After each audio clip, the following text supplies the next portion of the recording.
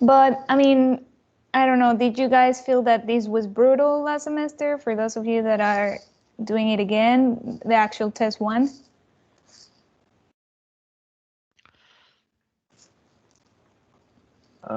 It got better for me. Mm-hmm. But last semester I got like straight up zero, a straight zero for that test one. Rough. Yeah, but now it makes more sense now. Okay. All right. Well, so this is problem one that we're gonna work. It's a straight up. It's actually pretty similar to problem one on the retake. It's a straight up. You have a source, you have a load, and it's a simple transmission line. There's no trick to it. So we're gonna. And the first question is pretty much the same as it was on the original test. Find ZL. So let's go ahead and figure out what we need to find ZL. And let me put this guy. And I was writing here some super important formulas that you guys need to know for sure for the test. Like if you are not comfortable using these formulas, you guys are gonna be in trouble. So is there any question? I mean, I know that on our first test, because we were so used to using this formula when tangent was undefined, we were all screwed, but there was another formula that we could have used, which has sines and cosines, and that would have not give you the same error, and you could have go on with your life. Obviously, it's easier to plug these one in your calculator, but if you program them or if you have a code on MATLAB for the test, you just have to plug in numbers, you know? So Zin is something you're going to use on every transmission line. You always have to find gamma. You always have to find B naught plus and B naught minus, because if you don't have that, you cannot solve the problem. So I think that if you need to focus on something on the transmission line problems, is on finding those guys, Z in, gamma, B naught plus, and B naught minus, because that will give you your transmission line equation, and that will help you find any voltage at any location on the transmission line. That gamma is the reflection coefficient, right? That's right. Okay. So let's go ahead and start with problem one.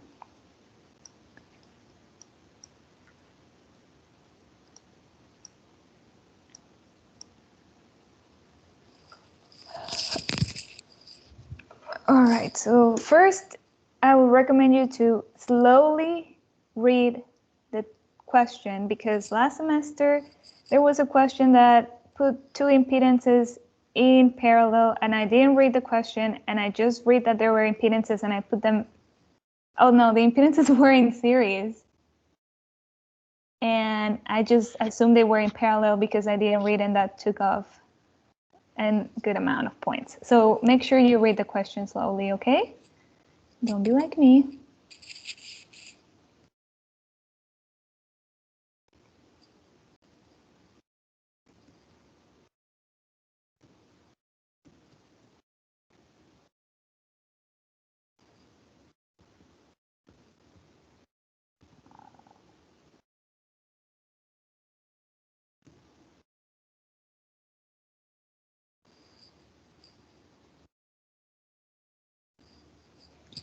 Okay, so so I just finished reading the first sentence. I'm on this sentence now. For you guys, how would you write the length of the transmission line so it actually matches your equations that you've been deriving in this class? So where would you put the 11, or how would you write it down in this transmission line?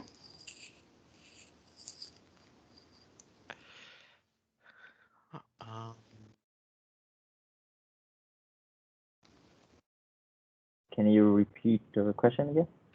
Yes, so you know that the equations were derived in a certain way, right? Dr. Twacha derived the transmission line equations, which is basically this guy, in a specific way, where you know, here's your length of your transmission line. Where is 0? Where is the length? Is it positive? Is it negative? Do I put 0 here and 11 here? Do I put, Yeah. or what did he taught you? I think generally he puts 0 at the load.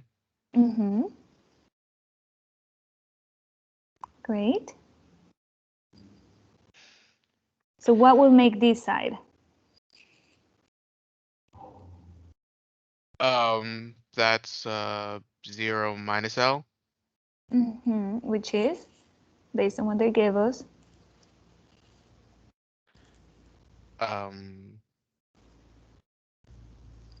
My 0 minus to be negative 11.7 lambda. exactly. That is super important. So this side here is negative, and you will have to do this yourself, okay? He's not going to give it to you. He's either going to give you a random length, or he could be like, oh, this is the length, and he puts a 5 here. What could you do? Because that way it's not derived the way you do it, so you have to put it in a way where this guy is always going to be negative, and this guy is always 0, okay? So make sure you know how to accommodate your length to where you have it in this way, okay? Any questions on that? That is the first and most crucial start of the problem.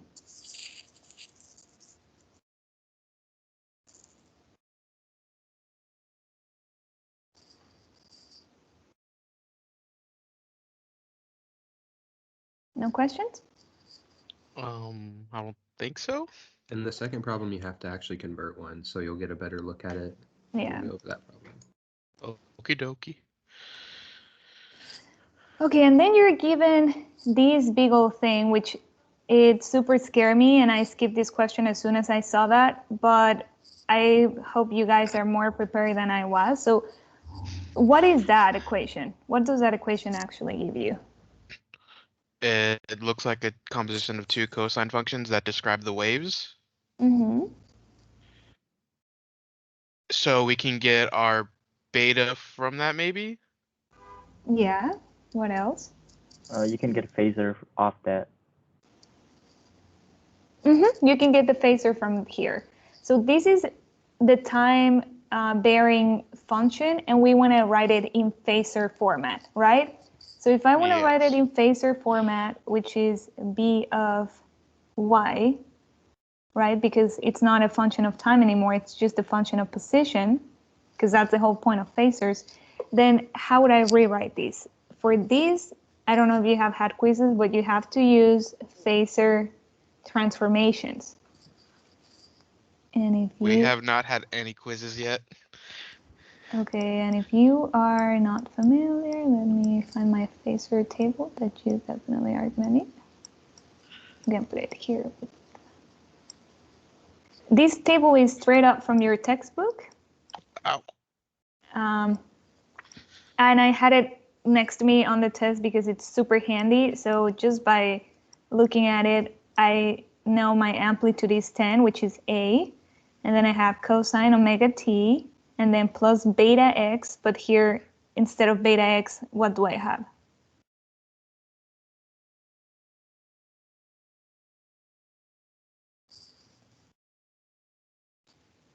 Well, I hope you can see I have beta y, because instead of x's, I'm in terms of y's. That was not a trick question.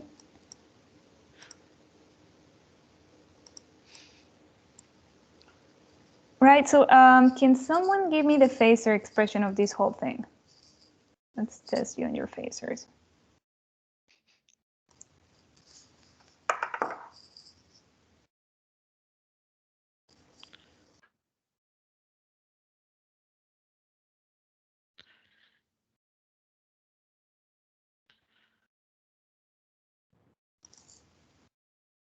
So I have 10 times e to the negative j 2 pi y over lambda Mm-hmm.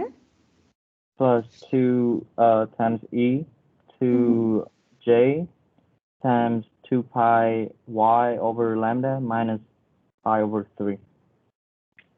Yep, that's right. So let's write it up here. So going back and forth is going to be really important on this test. So we're going to have 10.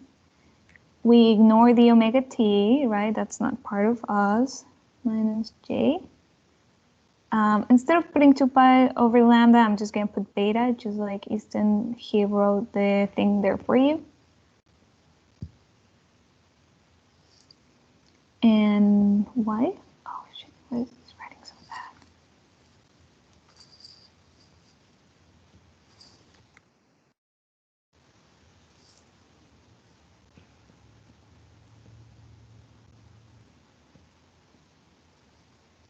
Now I don't know if you said this or not, T, but I'm gonna go ahead and write it like this. I hope this is what you said.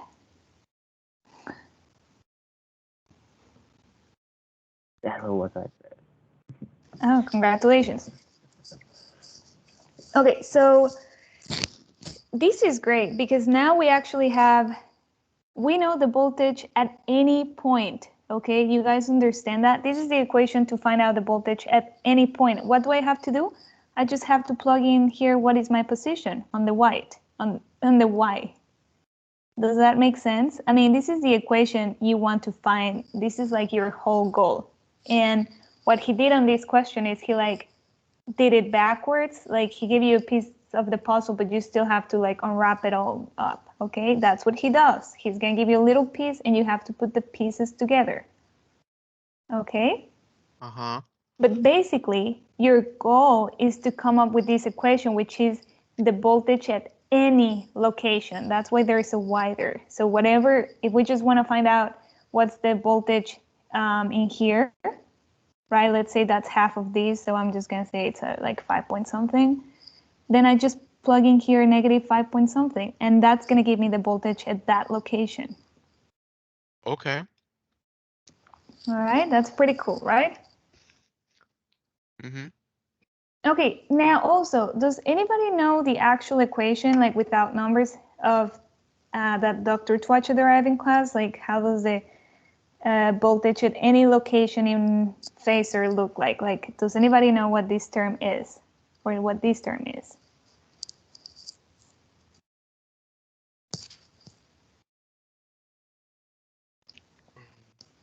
V0 plus and V0 minus. Exactly. Awesome job. So the actual equation is right here.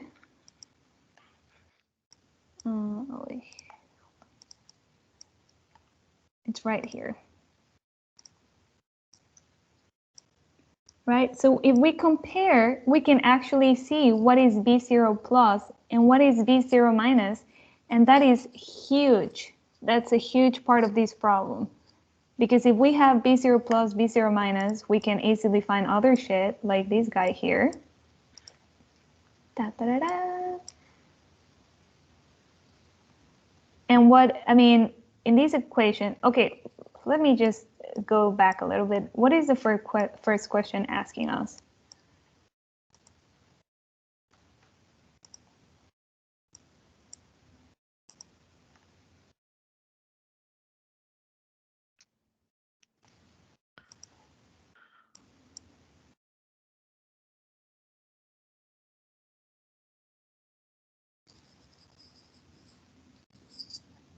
Anyone?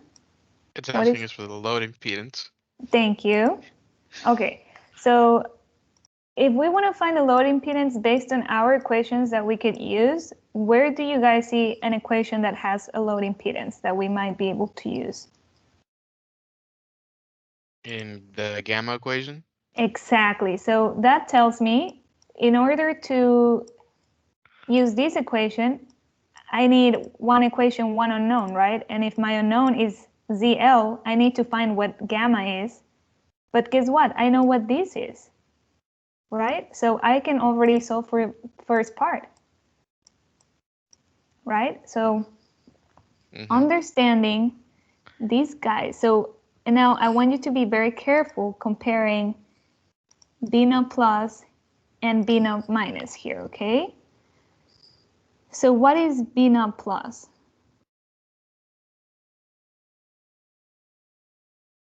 It's going to be that 10e to the negative jby, but it should just be the, I'm not sure. You're almost there. Yeah, I think you were gonna guess it right if you were gonna guess. Is it just the amplitude, the 10, or is it the whole Yeah, thing? it's Okay. just okay. So based on this equation, right, that I have over here. Mhm. So only this part, whatever is not e to the negative j beta c is the b plus. Okay. Okay, that's the beta value? Yeah. Okay. Sorry if it's so for that it's b naught plus. Now let's look at b naught minus. B naught minus, careful. Yeah, on this one I will warn you, it's not as straightforward. B naught minus. So just what you can do is take away this part, and then the rest is b naught minus. So 2. No, what else? There's something else besides just beta z in this equation. So it's 2 times e to the negative 5/3. Yeah, it's 2 However you do it. times. And if this makes it easier for you guys, actually, let me do it the nice human being way. So this is nothing but e to the j beta y times e to the negative j pi over 3, right? Oh, shit. Yes. That's why. Hold on, let me erase better here.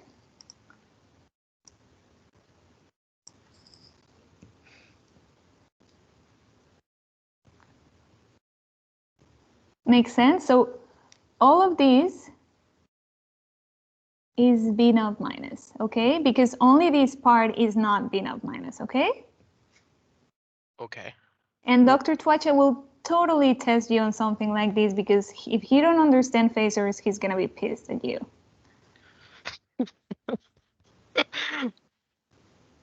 Okay, so make sure you are, and if it helps you, you can see it here on our handy dandy list. Everything that the one we just did is this one that is actually highlighted, okay? He'll also get mad at you for just straight up not understanding the concept, because V0 plus and V0 minus represent the amplitude and the phase shift of the incident and reflected wave. So, for example, V0 minus, it's attenuated a little bit because the amplitude is 2 instead of 10. And then there's also a little bit of phase shift because it's minus pi over 3. So it's got a Okay. real and imaginary part to tell you both things. Yeah, I could not say that better. Okay, so, well, now that you should know B naught plus, B naught minus. From there, remember, okay, so what can you find from there? We just talked about this. Now that we know B naught plus and B naught minus. We can get gamma. Yes, so knowing B naught plus and B naught minus, we can get gamma, and we can get ZL from here, right? And I'm not going to go through that. You guys will do it, and I'm just going to give you the answer of what ZL is. So just plug it in your calculator until you get the right answer. So ZL.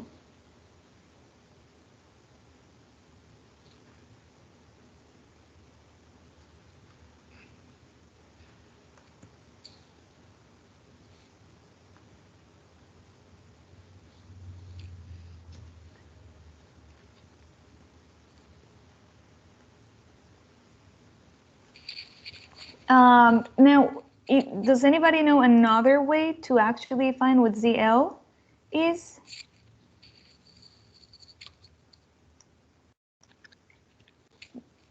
Perhaps a voltage current relationship?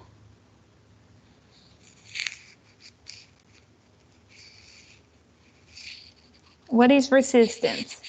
Or impedance, I should say, actually. Dr. Twachela has a question. Voltage over current? Right. And do you guys remember he also derived the current at the load for you? Because I've been there, I know he just did this. I think it should be fresh in your brain. I'm gonna be honest. Thursday was a very heavy load in the middle of it. Well, anyway, so if you have this equation handy dandy, which is only for the current at the load, you could also you already have B naught plus and B naught minus, and you know the characteristic impedance. So what could you have done to find ZL?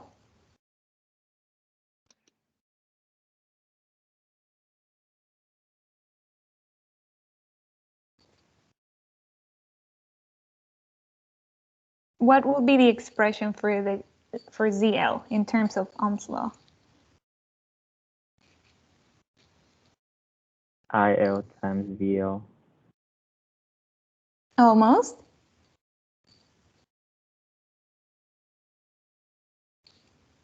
It'd be the voltage at the load over the current at the load. Yeah, division, yeah. So, and do we know the voltage at the load?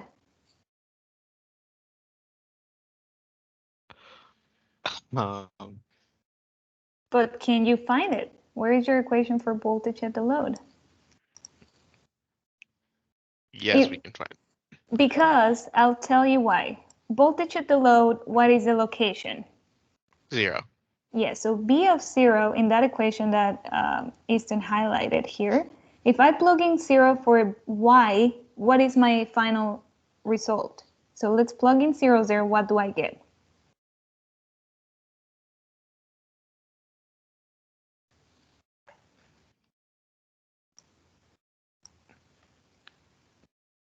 What is e to the 0 power? 1.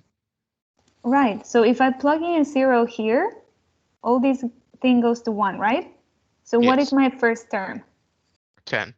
Great, okay. Oh wait, let me actually control C. Okay, what about the second one? It would just be 2 e to the minus pi over 3, right? It will be 2 times e minus j pi over 3, right? Is this what you said? Yes. Okay, and this Except is not the your, J. well, don't forget the j. The j is distributed, okay? Yeah. Okay, so this is your voltage at the load. If you find this, so you have so many resources in this little baby equation he gave you. From here, you're also going to find V in, which V in is the voltage. Does anybody remember where is V in?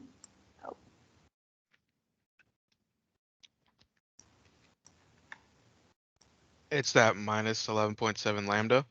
Yeah, exactly. So you can, having this equation is gold because you can find your B in, which you just replace here, minus 11.7 lambda. Obviously, the lambdas will cancel. Okay, is this making sense? Mostly, yeah. Okay, because this is what you're going to be doing on your test. You're going to be trying to find this guy here and plugging in locations that you need. Okay? So if we solve for the voltage at the load, we are going to get a number, and we can also find B naught plus, B naught minus, which we already did. That can help us find I at the load, right? Because it's simply B naught plus minus B naught minus over C naught, right? Which all that is, we know. So finding ZL is easy peasy, right? Any questions on how to find ZL? I gave you 2 ways, not just one, I gave you 2. What was the first way I gave you? The first way was through the gamma equation. So you just solve for ZL here, right?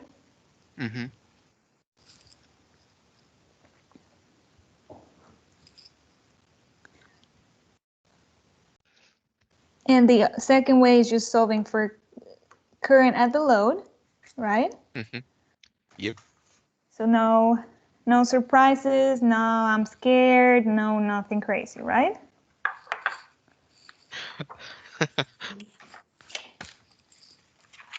Like, oh, it seems pretty easy so far. Why he would never hurt us. And because I'm just going to give you a treat here. I'm actually going to give you the derived equation for finding CL through gamma.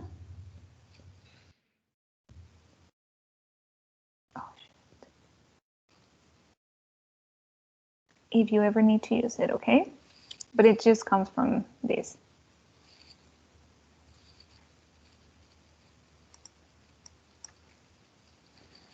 Okay, so that is part A.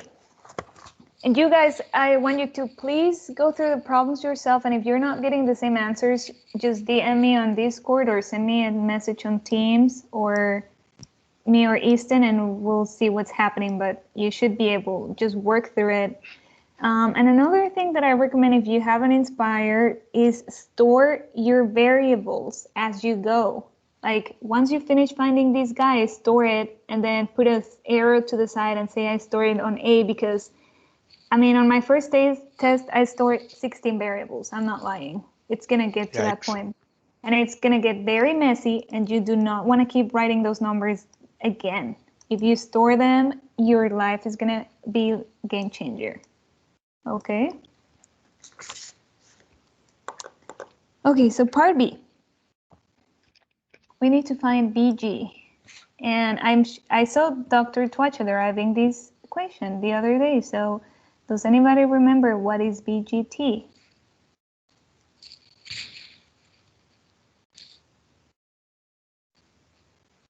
You put the phasor hat and you put time variant. Oh, sorry.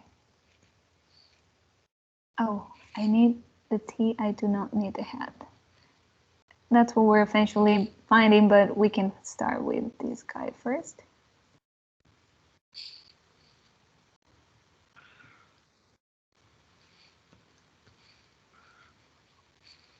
Go through your notes, guys. I know you've been taking notes because if you're in class, that's what you do, right? You take notes. So, because what's the point of going to class if you're not going to take notes?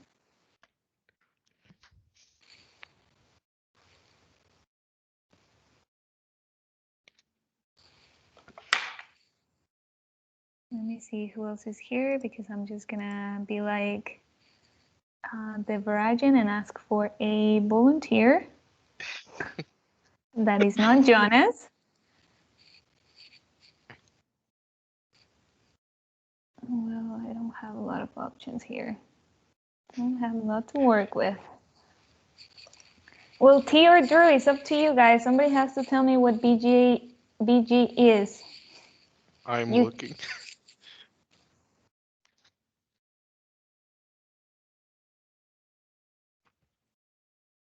Are you asking for the formula for VG? Yeah, formula, or if you can tell me what it represents, that would be great. Oh, it's the time varying generated voltage. Well, yeah, but I want how you find it. What is it? What's the so you find the circuit real now? part of the VG phasor times E j to the power of j omega t. Still not what I'm looking for. Anybody knows how to find BG? There's a formula for it. I mean, I'm going to give you a hint. Okay, I want the formula, but I'm going to give you a hint. It's a voltage divider. Does anyone know why it's a voltage divider?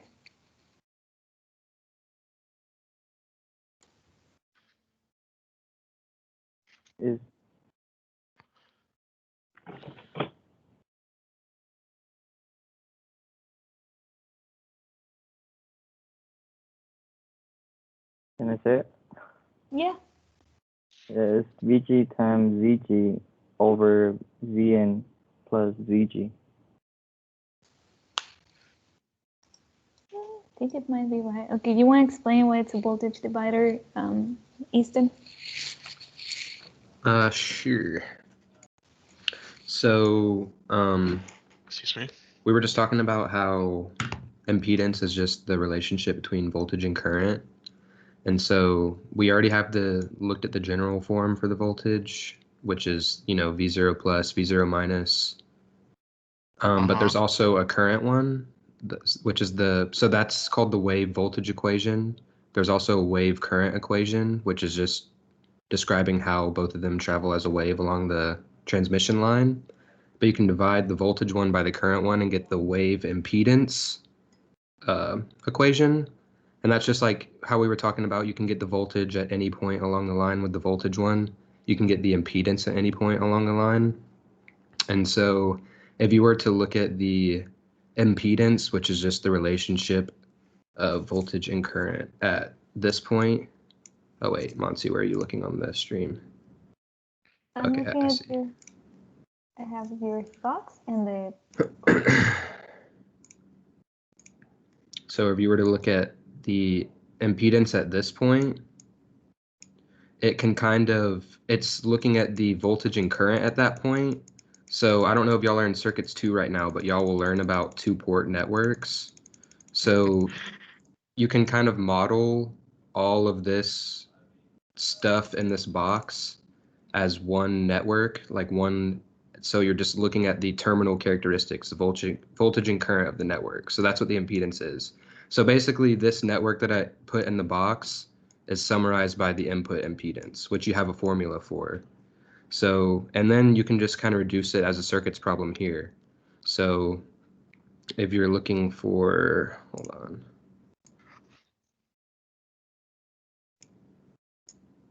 VG, then all that is, so you can find Vn, which is the voltage along here with the voltage divider. Because all this is if you guys remember circuits, this is just an equation for a voltage divider with this looking at VG as a source and then looking at the voltage across Zn. And then you just simply invert this to find VG. So it'll end up being VG. I'll write it. I can write it. So, Yeah, that helps. Yeah. But yeah, so it's just you end up having to invert the formula, but you know that VG, like the easiest way to get to VG is reducing the network all the way down closest to it and then doing that voltage divider. So in the next problem, you'll have to, there's another impedance, load impedance, so you have to kind of work from right to left, reducing the network all the way down closest to the voltage generator so that you can do this same voltage divider to get the generator voltage.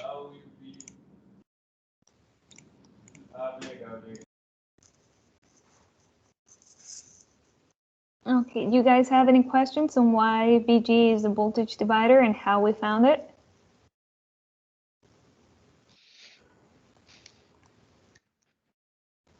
I mean, this equation, guys, is super important, okay? If you don't know, if you forget everything we just told you and what a voltage divider is, which I really hope you don't forget what a voltage divider is, because Russell will be very disappointed, just write down this formula, okay?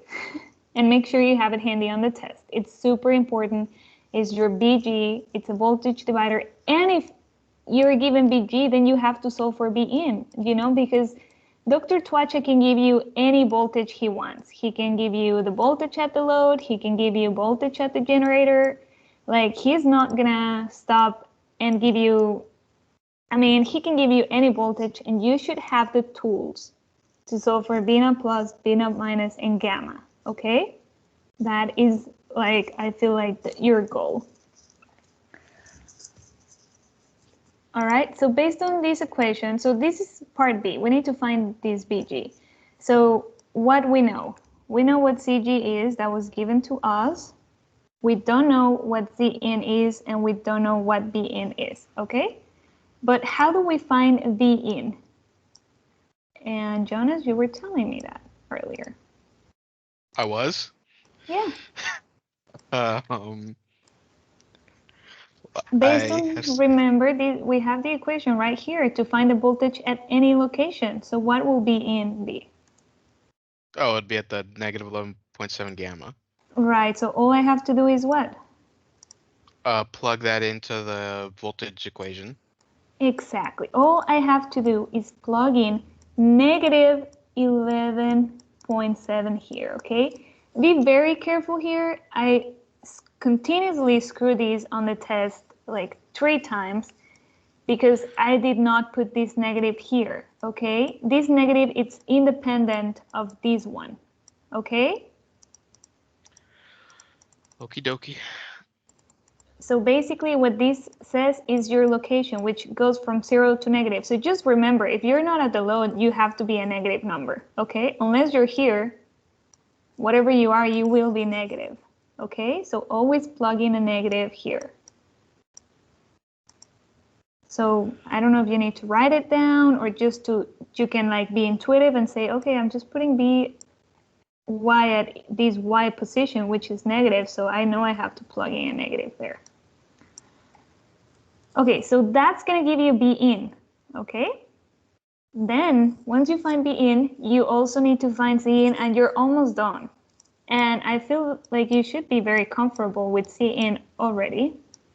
But if you're not, here are the 2 equations you should write down, memorize. This one is the MVP. It's longer, but it will never fail you, especially during the test where you're freaking out. But here, what's very interesting is here, you never plug in a negative, okay? So I don't know if you want to memorize these or write it down somewhere. In these, when you're finding Z in, this guy is always positive, okay? So here, I'm actually going to plug in 11.7 lambda, okay? So do not confuse these 2 important things. One is this Z in, always positive value of location, okay?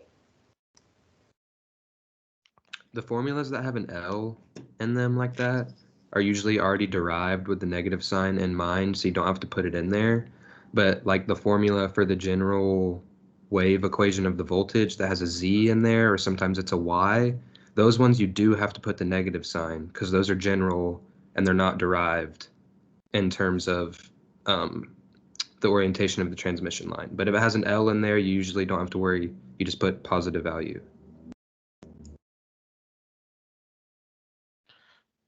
Sounds good. Okay, so we know Z in, B in, we can find BG, right? Which was part B. So I'm just, again, I'm gonna write down the answer here. You guys need to work this out on your own and see if you get the same answer. And if you don't, you're not plugging stuff right in your calculator. So BG ended up being, and like I said, I will recommend you, now that you have, do you have this test? No. Not at all? Okay, I will send it to you. I'll put it on Discord. Work this problem. Now you have the answers, and we didn't show you all the work, so that means you can go ahead and do it yourselves. And what I want you to do is do it, store the values as you go, make sure you write your notes of how you're storing the values, how you're recalling them, because if you're not comfortable with your calculator, you are going to get overwhelmed very fast in this test, and it could mess up with your head. So you need to be calm and you need to be comfortable with your calculator, okay?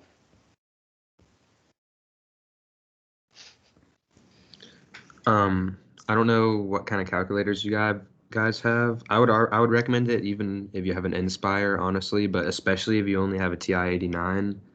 Like, Dr. Twacha talks about writing a MATLAB code to solve the problem, which makes it sound like you just put in the values you have and it solves it, but it's really more useful to some of these really important equations. Just put them in MATLAB with something that'll like prompt you for values for the variables, or maybe even use variables that you store in there, just so that you don't have to mess with typing all the stuff in your calculator. Because I mean, even today I was just reworking these problems and I knew how to do the problems. Like I already knew how to do them step by step, but it took me like 2 hours because I was troubleshooting. I kept missing J's or like multiply, like, because I have a TI-89, so it's terrible. So Oh, it yikes. really helps, yeah, to write a MATLAB code. It'll save you a lot of time in general. Yeah, I couldn't agree with that more. I mean, especially, I will definitely put the Z in equation there, you know, and just have stuff, or you can, if you have the TI, you can put them in there as well. But MATLAB will save your life for sure. And it's not hard, you know. You just have to make a simple code, or just use MATLAB during the test, and then it will save all your values on the workspace. But either way, just make sure, because it will take time, and you need all these values stored somehow, so you don't have to be also plugging them in as you go in your calculator. And then, so part B was the only hard part of this question, but it wasn't even that hard. So this question was supposed to be very easy. I missed a lot of negatives, and I screwed myself off completely. So I recommend you to just be careful. And then finally, we're gonna find PG and PL. There's no trick to that, guys. All you need to do is plug in and chug.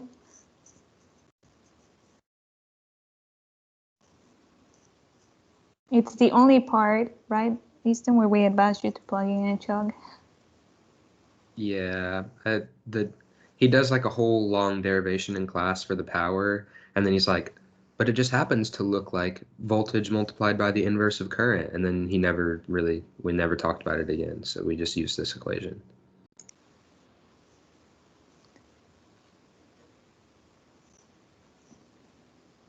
Also, a quick pop question. What is I in, or how do I find I in or IL? Don't forget these guys are conjugate. If you don't put the conjugate, you're going to get the wrong value.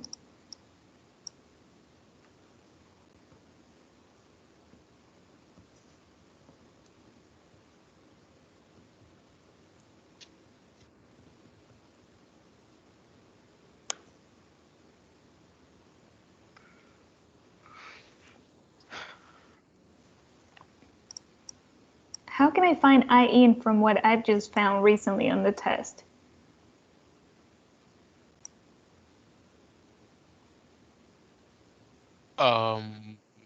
We have, hold on. Oops. We have the impedance at the input, right? Mm-hmm. We have Z in, and we're looking for I in, and we have VN, so we can just use the voltage current relationship, right? Exactly. Which is, I just plugged that in my calculator. Instead of putting that, I literally put, and that will be V in over Z in. Same with I load, right? That is nothing but BL times ZL, which we found. We found ZL. I mean, if you did part A, you know what ZL is. Or you could find actually IL, because you have this equation. So there's so many ways to do these tests, okay? Just try to rework problems and see what best you do first, because that's the most comfortable you are with, and you'll be fine. So you know what B load is. B load was right here. And you know what I load is. You know what ZL is. So you can, I don't care how you found the current, you'll be fine. You'll survive, okay?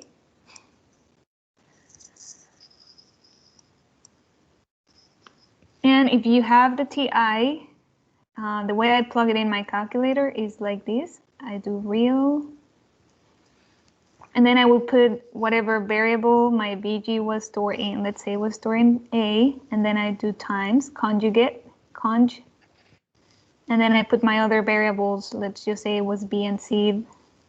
And this gives you that in your Inspire, okay? Does the conjugate.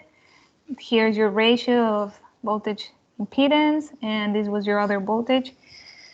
And it makes your life easier, or you can do it in MATLAB.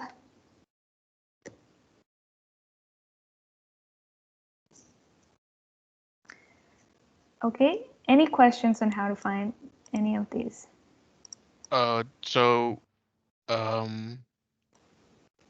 you're putting in B over C as your I in the conjugate, but no, never mind. I see now. Okay, no, Yeah, never mind. I'm just saying if I store them. So let me give you the answer. So PG.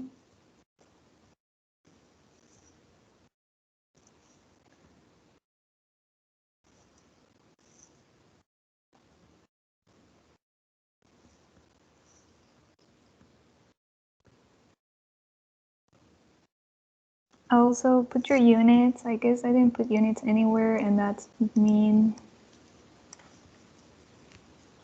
She will take points off if you don't put units. Oh, really? Yikes. For sure. I mean, if you forget to convert this guy, because this is what you might stop here because you found BG, but that's BG spacer, and you have to find BY of T. So he wants you to convert to this guy. Okay. All right. So let's move on to the other problem because that's the one that is going to be the most fun. So I'm actually going to put it here. I'm going to give you a little bit of time if you want to screenshot it or something.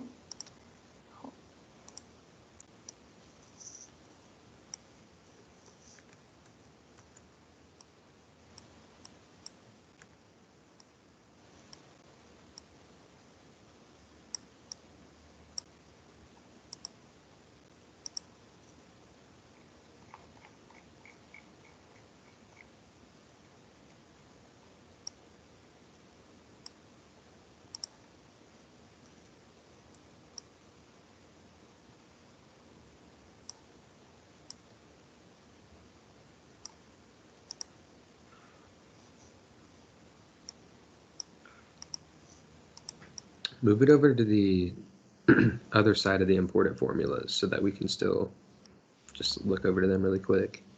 Okay. Oh, did you do it?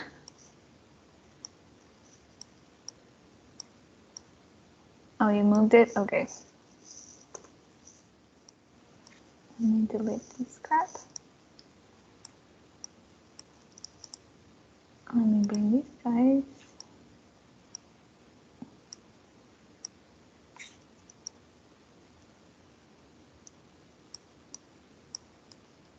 Oh God, she's hurting.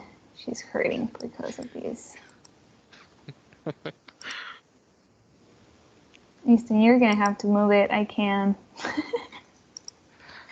I'm so sorry you're hurting, baby. Hold on, let me close this crap. You should hear my fan.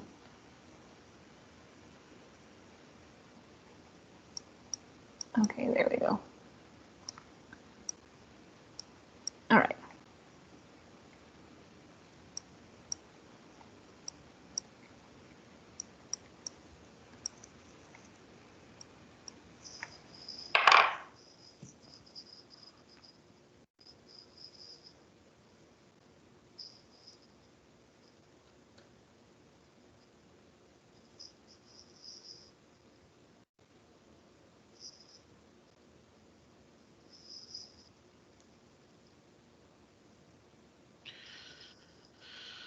Ooh-wee.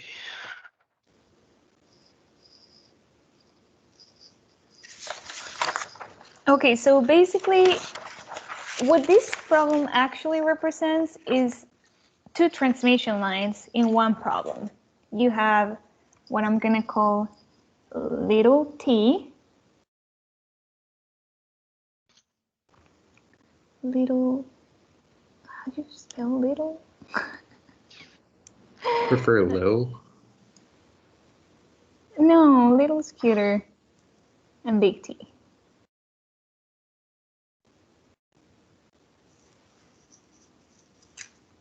Right, so you have, I mean, you see, this might not happen, depends where this is located, right? But because this length is obviously smaller, that's why I'm calling this little t, okay? I hope that's obvious and not. So, but you have a small one. Come on, you can do this.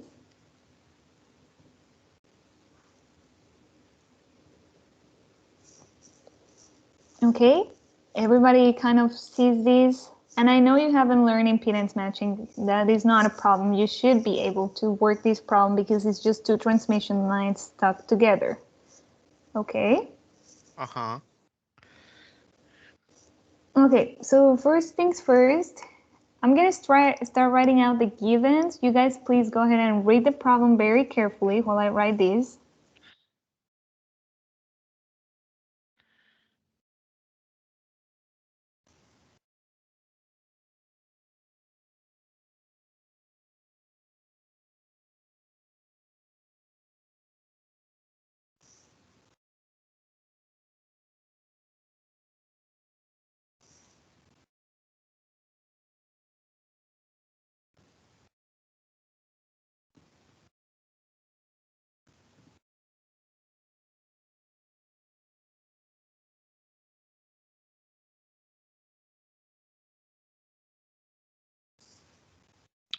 So in this problem, you're not given the wave voltage equation like the last problem.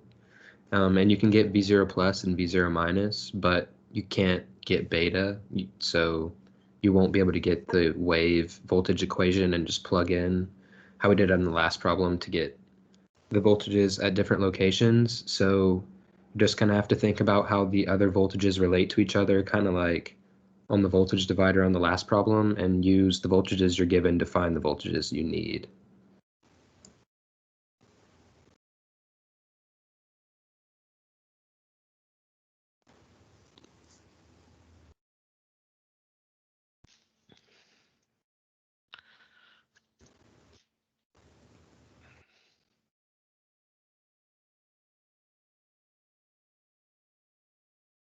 And actually, in this problem, I would like to go with you guys step by step. So have your calculators out, because I actually now want you, because this problem is a lot more complex. I want to work it out with you step by step and making sure you're getting the shit you need on your calculator. Because if you cannot plug it in, I mean, it's going to take us a while.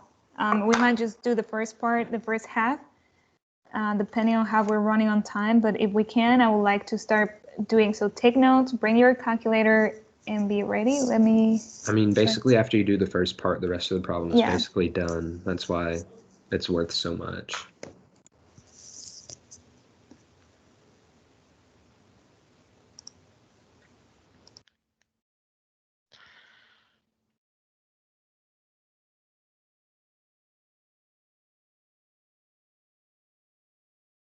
So one of the biggest things is, like, last problem we used this idea to find ZL. The reflection coefficient is, so you guys learned about characteristic impedance in one of the last lectures? Characteristic impedance, a derivation for that, it's based off of like R prime, G prime, and all that, which is all the parameters that model the behavior of the transmission line. So Z0 basically is like, has a lot of good information in it. It's basically the behavior of the transmission line. You'll pretty much always have Z0. And ZL, he probably explained this to you guys, like basically you get reflection when ZL is not matched to your transmission line. So Z0, or characteristic impedance, contains all that behavior for your line. And if your load impedance doesn't match that, then you'll have some kind of reflections because it's at the barrier. It just doesn't transfer correctly. So basically, just know that Z0 and ZL and reflection are all related because of that. So if you have two, you can always find the other one because you'll use that right at the beginning of this problem again. When you say Z0, you mean the characteristic impedance? Yes. Okay. Yeah, make sure you're comfortable with that vocab, because he's never gonna say, he's never gonna call these guys Zenov. He will call it anything but Zenov, okay? Okay, so do we see what we were given here? The time-varying voltage at the load. Okay, so this is what we're given. How do I write this in phasor? Which is B load, and B load is also B at 0.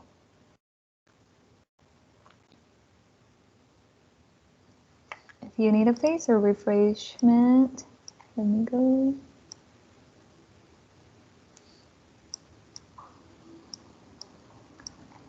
Which one am I?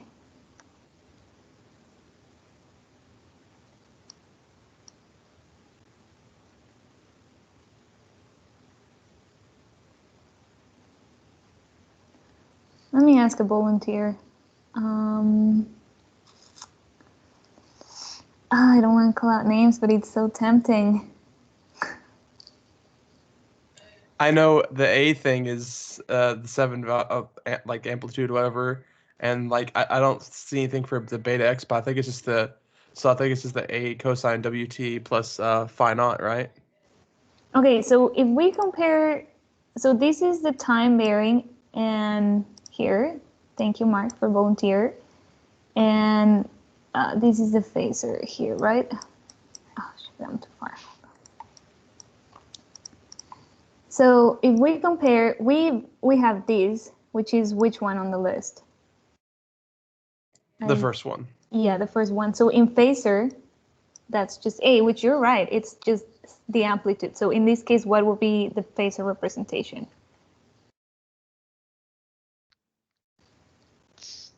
That- Yeah, there you go. Libra, you got Yay. this. Okay, and I'm glad you're here because we're just starting this problem and this is the good one.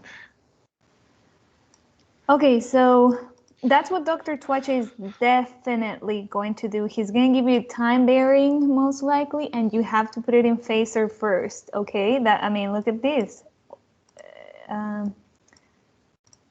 He's going to mix and match. He's going to give you phasors, he's going to give you time bearings, put them all in phasor so you can get started, okay?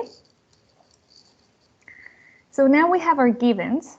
Now, what was the first thing I told you on the other problem that we need to do before we do anything? What do we want to do to our transmission line? Because this is where I told you he was going to get tricky.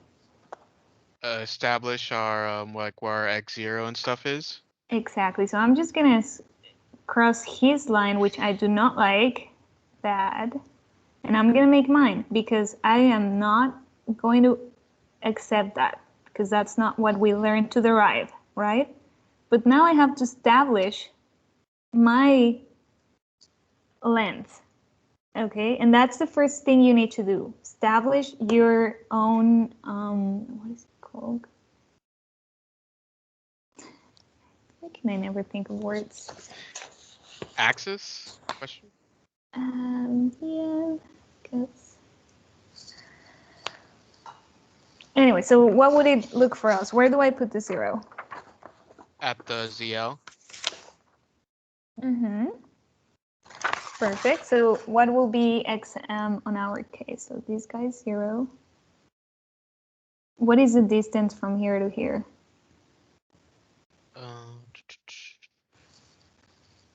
It's 5.4 lambda. No.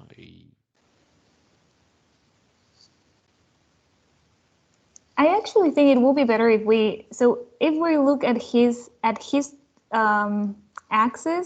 what is the distance from here to here in his axis? That's 5.4 lambda. And what's the and then he gives you this, which is from x to xl. So he gives you this length and then he gives you this length, right? So Yes. he's gonna make you think. He's gonna hurt you. He's gonna spend like 5 minutes already just on figuring out what are your actual lengths. Another one's 0.75. Yes.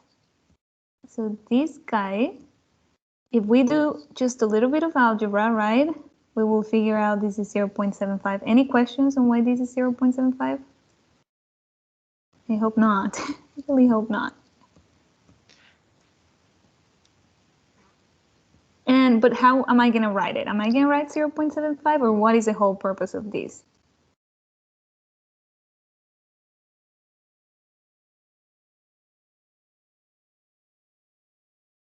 I mean, do you want the lambda in with terms it? of the load?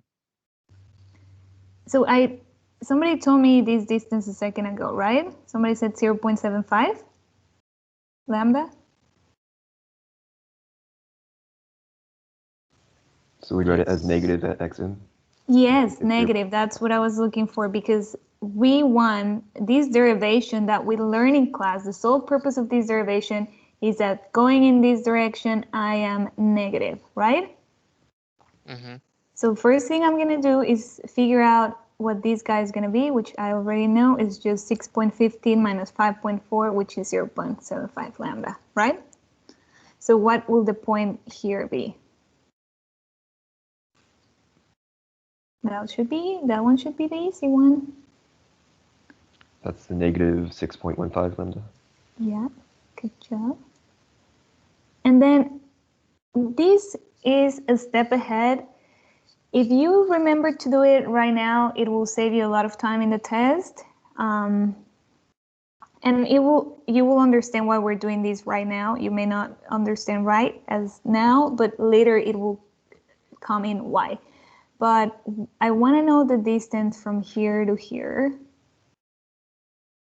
which I think it was given to us. So when I break up my transmission line later on into the little and the big one, I want to remember that then when I take this part of the transmission line, I have a distance that goes from 0 to negative. Anyone? Negative 5.4 lambda. Yes, excellent. And you will see why we need that later.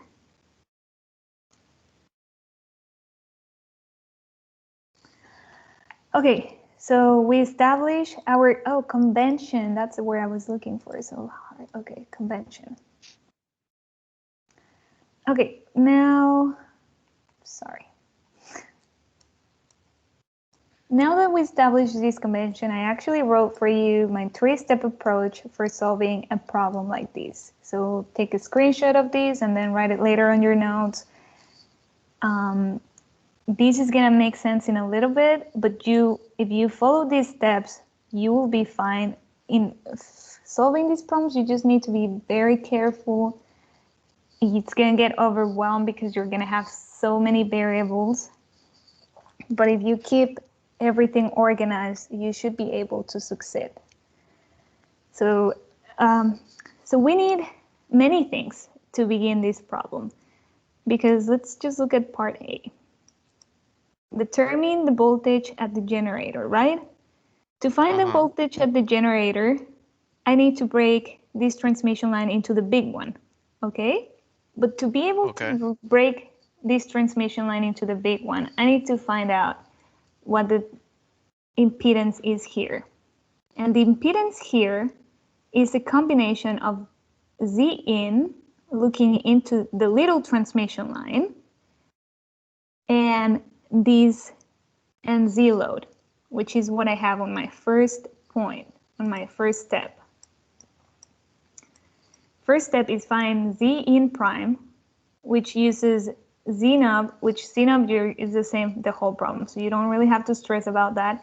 And the Z load that you are given, hopefully, if you're not given, you're gonna have to solve for it, but you know from problem 1. And you use distance A, okay?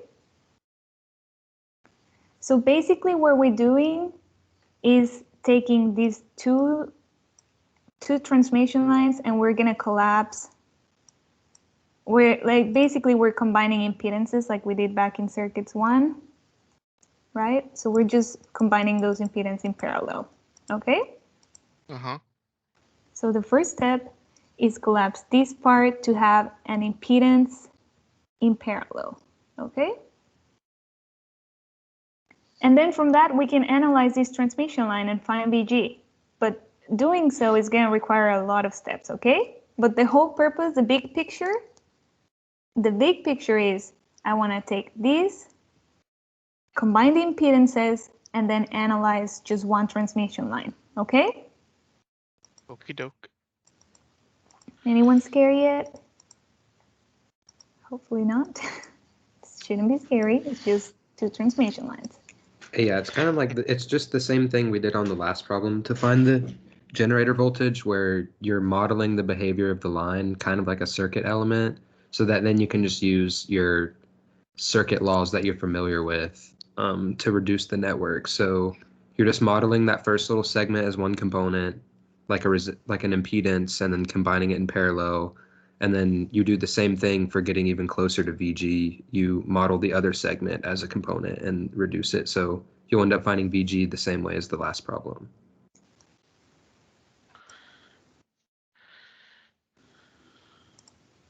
Okay, so everybody, okay, so let's just see the first step. The first step is find Z in, right? We know the formula for Z in, and we know we're using the small distance. So I want everyone to be plugging in their calculators. Oh, but wait, can we even find Z in? Do we have ZL yes, we are given C of the load. What else do we need? Do we know L?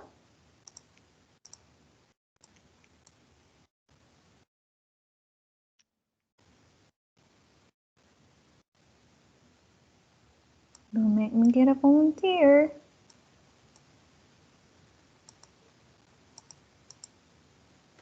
Yeah, we know it. Yeah, we know L. What is L? That's the 6.15 lambda. Okay, no, let's go to our first step again. Oh. So Oh, just that part, the 0.75. yeah, excellent. So we're using the small distance, or what I call distance A. So go ahead and plug it. And if you can, I will just go ahead and store ZL as a variable already in my calculator, because that will make it so much easier to plug it in. And let me tell me what you can use either one formula. Tell me what happens. I'm so curious to know. Anyways, I'll be waiting here.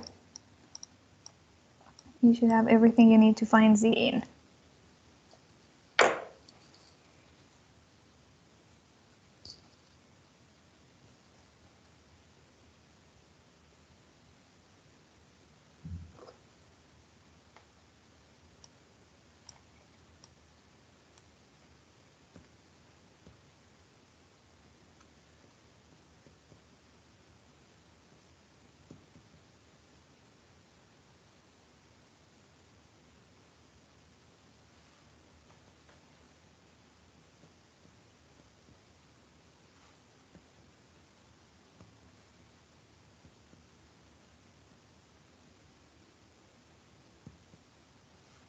Are we going to put, in the formula, are we going to put negative 0.75 lambda, or are we going to put 0.75 lambda?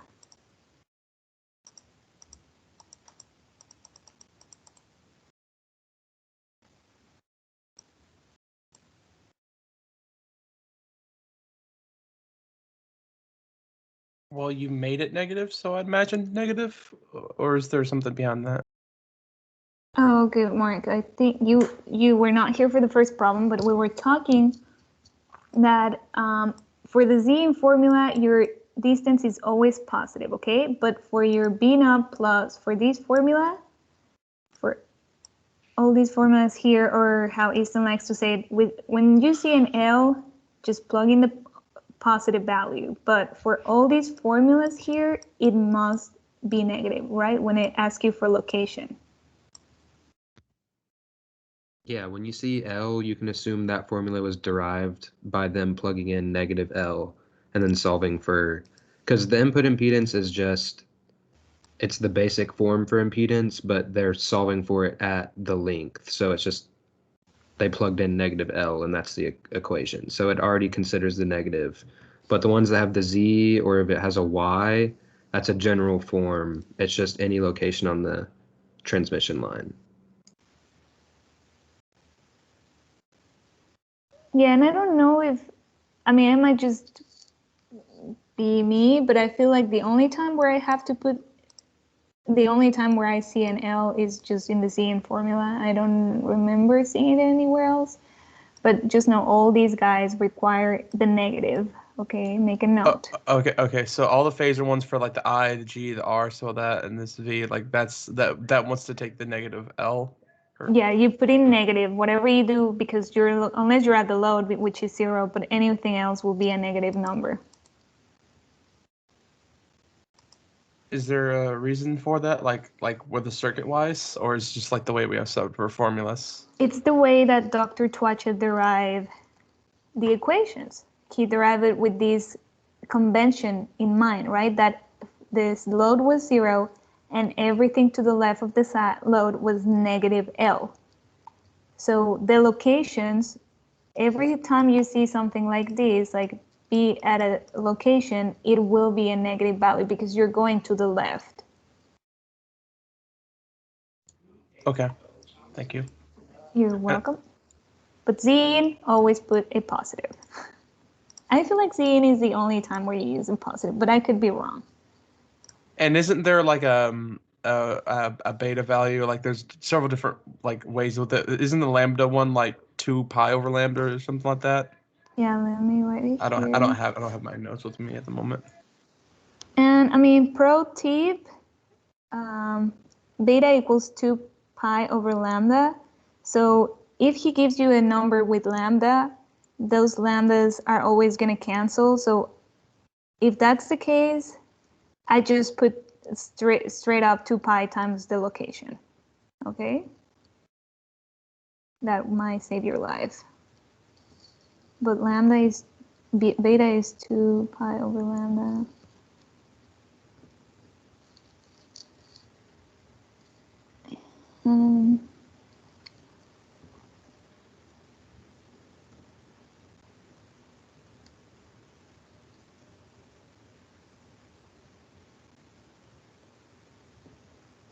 Okay, anybody give me their Z in value, please?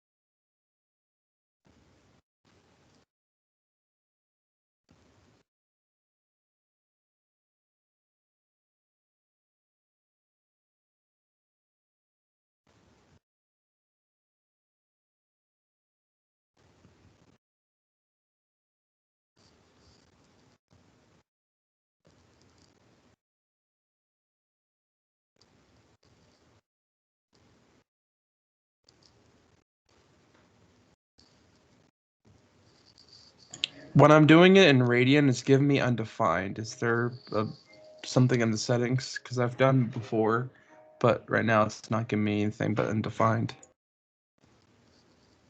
Okay, that's great. I'm glad it's giving you undefined because when I did it on the test, it gave me undefined and I plug and plug and plug and try and make sure I was writing it right and it's undefined.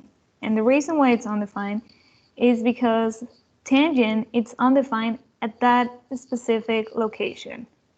So you're never gonna get it. So what can you do? Since tangent is undefined at that location, but that doesn't mean everybody is. Oh, okay.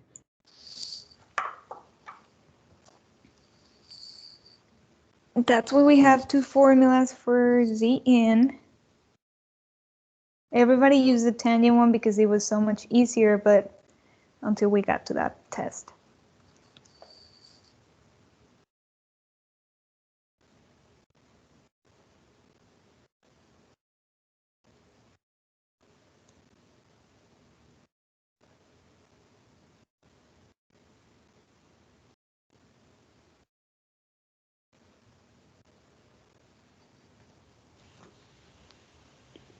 So I got a 30 minus 40i. 30 minus 40i for Z in.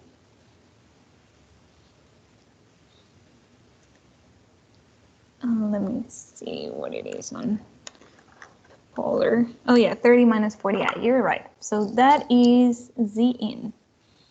Can you show us the equation again 1 second? Yeah. Thank you. You're welcome. So 30 minus 40i, that's great. So now we can move on. And now that we have that, we can move to the second step of our three-step approach. But actually, let me draw it. So we found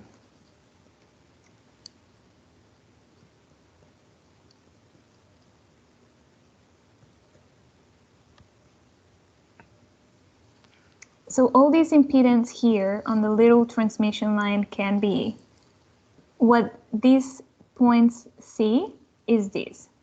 That's why it's called Z in. It's what these 2 points see. So all these impedance can be simplified to this. So that's why this is what we need to put in parallel with the impedance of the shunt. element, which is ZM. And are they in series or in parallel? In parallel? Exactly. So now to find the input impedance, which we're going to call Z prime L. So to find Z prime L, so Z prime L will be, what will be Z prime L, Jonas? It'd be ZL in parallel with ZM.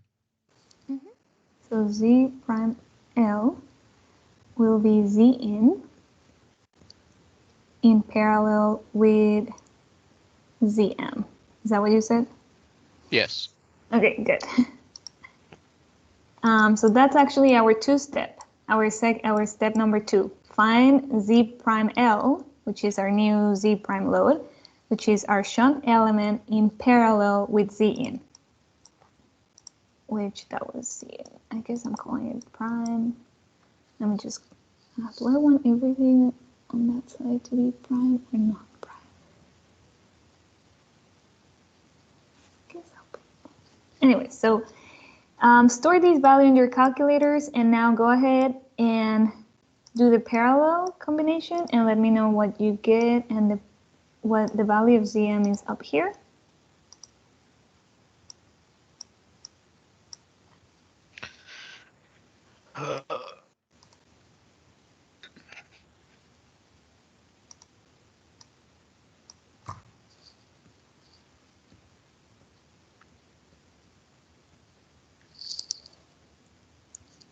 Parallel, and hope you all know it's product of the sum.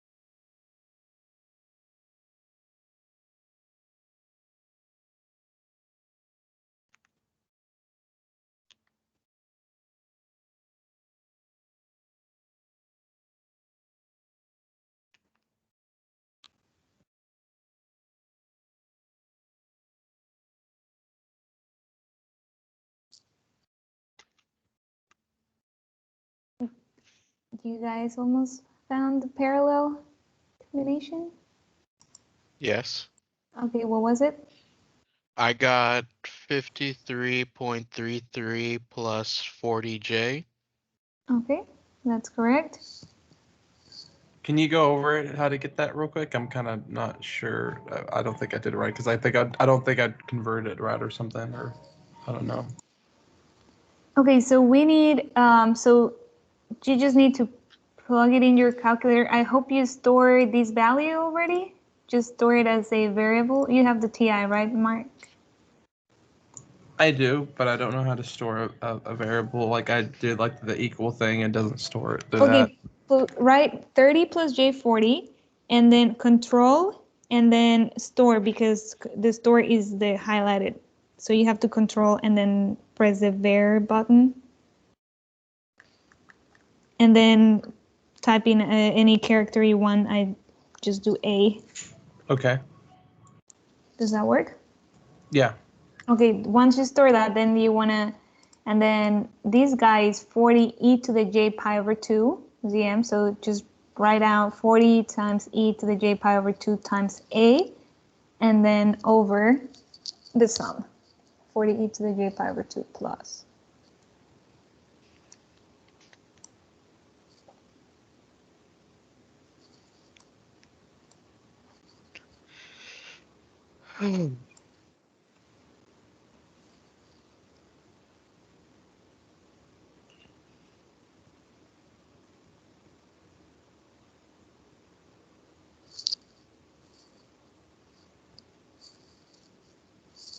Or you can also just do it all by hand.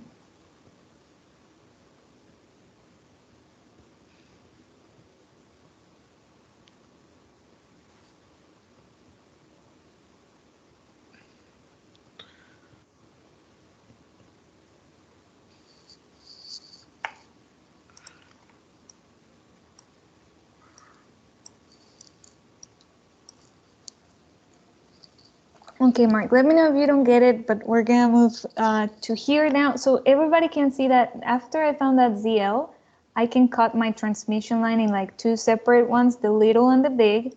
And this is what the big looks like. And remember I told you we needed to find this length when I make you subtract against your will? That's why we needed to, okay? Because now I have this big transmission line, which now has my impedance all simplified in this C prime L guy. And this is what I'm gonna use to find BG. This is the transmission line I need to use to find BG, okay? But let's think about this. So to find BG, you remember our formula? Let's look, where is the formula for BG? What was BG? We talked about this on problem 1. What is BG? It's the voltage divider. So we're gonna need B in, ZG. Do I know B in? No, because I don't know anything about this transmission line. I don't know the voltage anywhere. I don't know Z in of this transmission line. I don't know B in. As a matter of fact, I don't know any voltage of this guy. Not at all, because the only voltage that I was given was which one?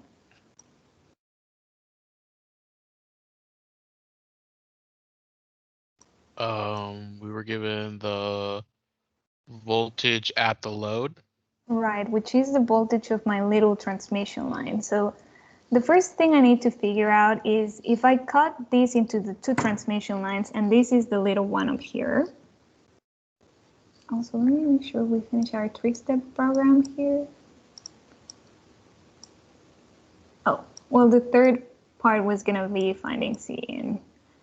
But you know what? Let's go ahead and find Z in before we even move on.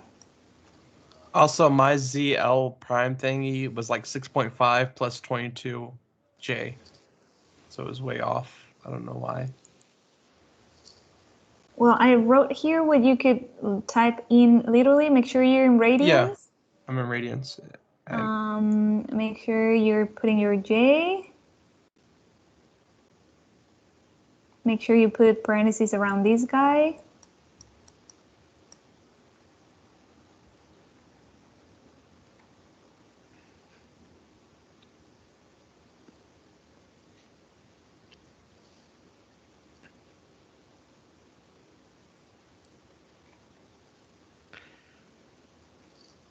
Wait, what?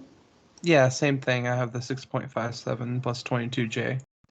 Is that supposed to be a Z? Oh, a minus? Maybe? Hold on. I guess this is a minus, sorry.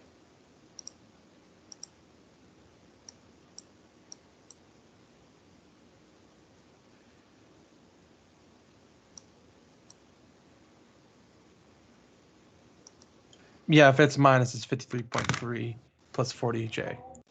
Okay, good. All right, perfect. Sorry, we now know that where that came from. So, but it's minus because it's this guy, right? That we have here. Yes. So I'm gonna put a line here.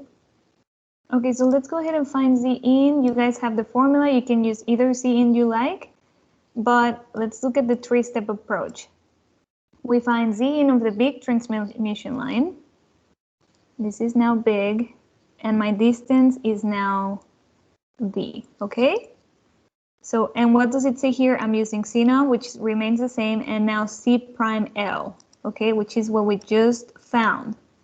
So founding C prime L, store this value in your calculator, plug it in here, either formula you like, and what distance are we gonna use?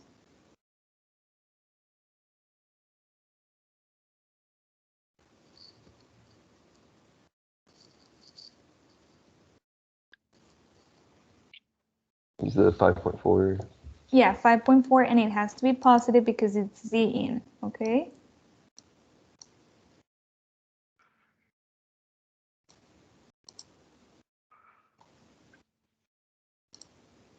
Let me put my colors correct.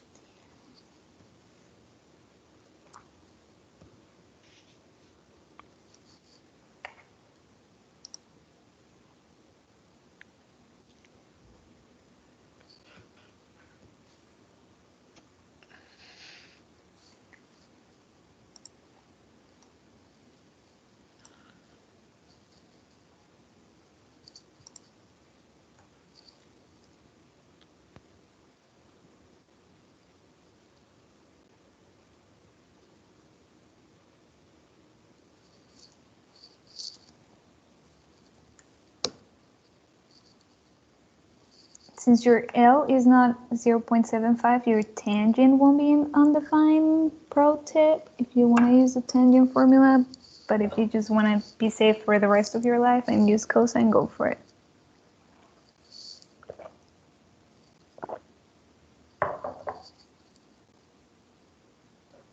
Okay, and the Z L prime is the new ZO, right? Yeah, which Or- is the one we found here.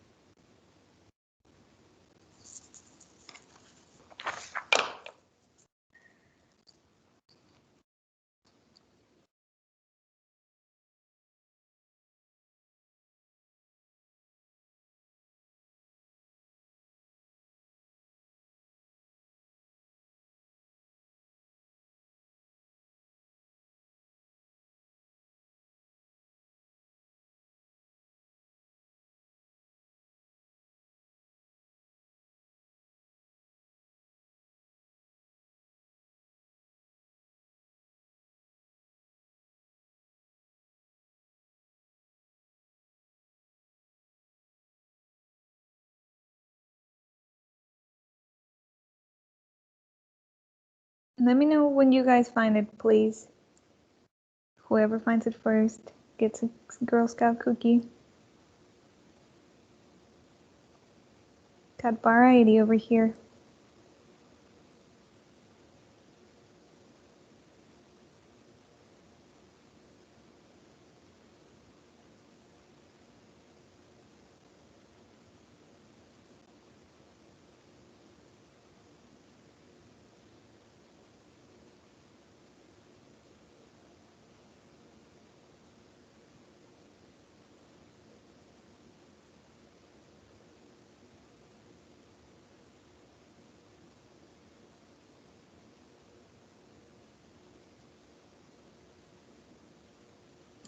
And what was the value that they gave us at the beginning again? For the that we're using as ZL now, because they gave us the other one. I don't see it on screen, or maybe I'm. Well, the ZL that you're using is this one. The Yes. Z knob is 50. Oh, Z not still 50. Oh, okay, Yeah. okay. I got that confused.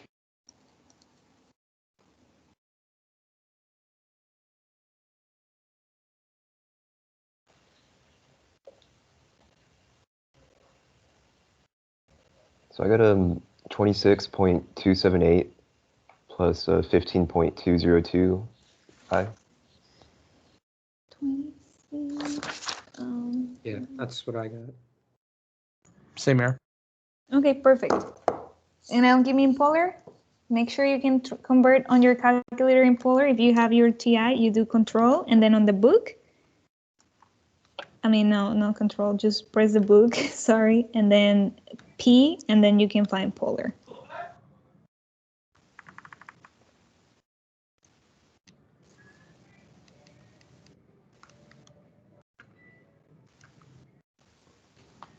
What was the answer we got? It was 26.278 plus 15.20J.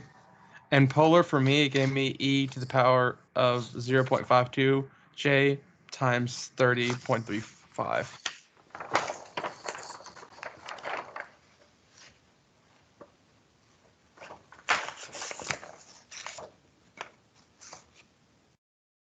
Okay, perfect.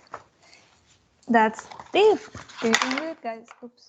Okay, so let me write it both in polar, and I want to get you used to write it in polar too, because from there it's very easy to see the amplitude and the phase shift in case you need to go to time varying. Okay, so be comfortable going in from rectangular and polar in your calculator.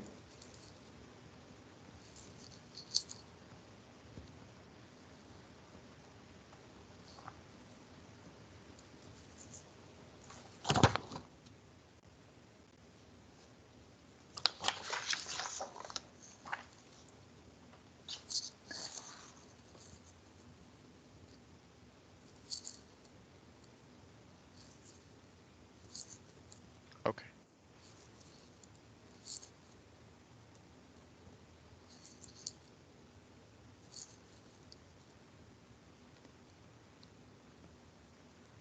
Okay, so Lisa, you want to tell them what they're going to do once they found these three-step approach stuff? So y'all haven't found any of the voltages, right?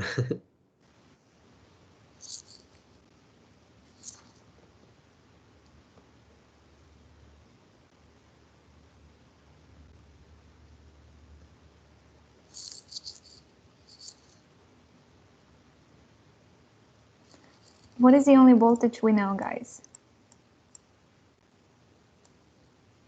The voltage at the load. So for the little transmission line. Correct. And one thing that's easy to remember, I try not to I don't want to advise you guys to remember formulas, but honestly, that is what you have to end up doing some of the times. This is not a bad one to memorize.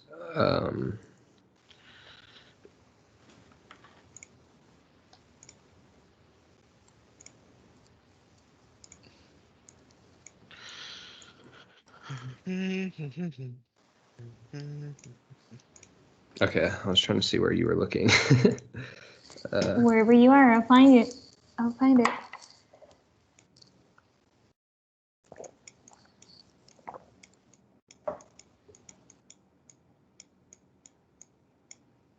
So that just comes from the general equation of the wave voltage along the line. If you plug in 0, which is where we put our load impedance for reference, it just ends up giving you V0 plus V0 minus. So your voltage at your load always equals V0 plus V0 minus, which in this case equals 7 volts. And then from there, the easiest thing to do is factor. Okay, so I think she showed you. Wait, what are you writing out? Oh, just the general. Oh, okay. Could you write out if when if you factor out V0 plus right there, how you have e to the beta the 1 plus gamma? plus r. Yeah, will you write that out? Yeah, so we know these. But yeah, it's just hard for me to write because I'm on a desktop. Actually, let me start from here. Can somebody tell me what gamma represents?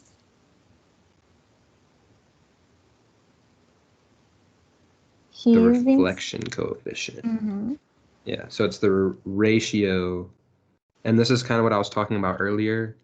So the reflection coefficient is just made up of your load impedance and your characteristic impedance. Your characteristic impedance tells you about the behavior of the transmission line. If the load impedance doesn't match that, you're going to have some reflected wave, and that's what the reflection coefficient tells you. So you can also look at that as the ratio of the reflected wave to the wave that was sent, which is the incident wave.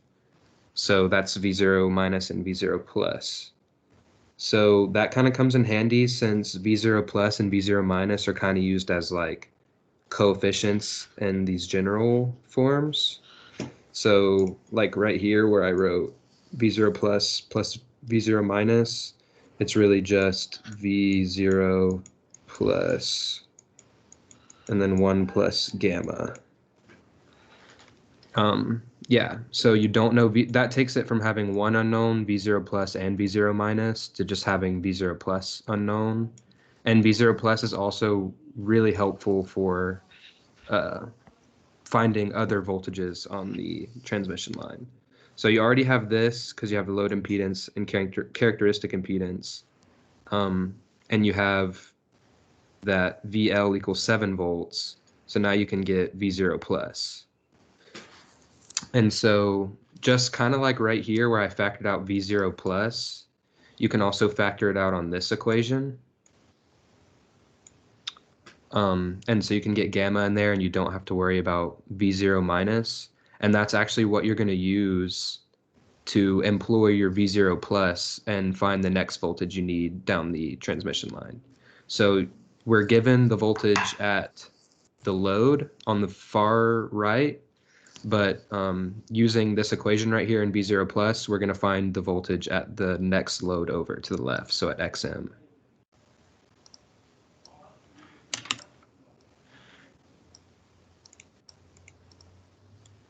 And I will remind you guys, finding V0 plus is a big thing on these transmission line problems, because once you find V0 plus, you can find any voltage. You're basically, once you find V0 plus, you're in this equation, which is the equation to find the voltage at any location. And like Easton said, if you put it in terms of B naught plus and gamma, you only have, you have everything you need. You have gamma, you have B naught plus. I think I derive it here. Here it is.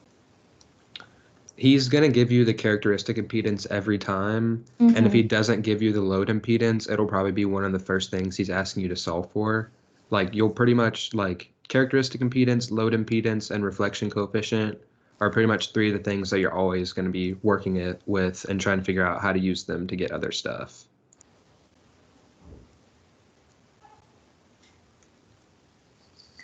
Right. So, and what I want you to be comfortable with is that if you have to solve for, if you're given the voltage at any location, you're going to use these two formulas that I have here. If you're given voltage B in or V at a random point that doesn't tell you anything in your life but just your location, once you find gamma, which is your ZL, which you will find somehow, or it will be given to you, you'll be fine, and your characteristic impedance, and then you can solve for B naught plus that way. So if he gives you a random voltage that is not B load, because solving for B plus with the B load is pretty easy, right? You just divide by this, right? Everybody sees that? If I'm given these and I want B naught plus, I just divide by this. It's basically the same for a random location, because you're just going to plug in, you're just going to divide by this term now, though. Where here is where you plug in that location with a negative sign, because locations are negative. Okay, let me Control Z my way out of life. Okay, so now let's think about it. So we were given, Easton already told you what you kind of need to do, but I need you to think. So Jonas, like you're saying, we're given the voltage of the little transmission line. So And I already know I have to break this problem into 2 transmission lines, right? So what other voltage can I find based on what I'm given from the small transmission line? So now I just have this. And I know this is 0.75.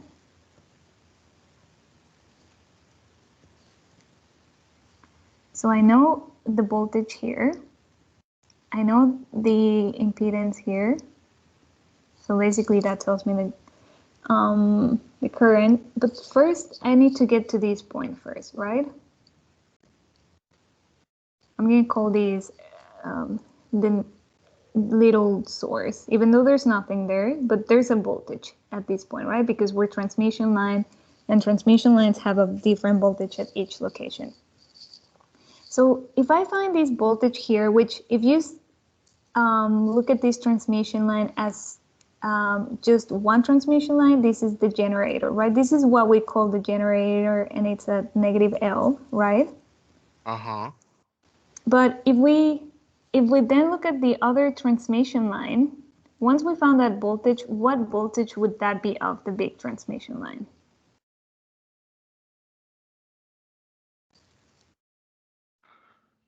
So BG here in the big transmission line, which actually become what?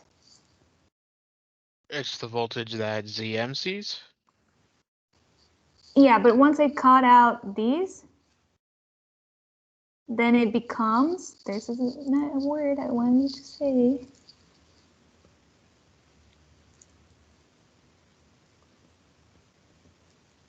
The load voltage? Yes, exactly. So that is key in these problems.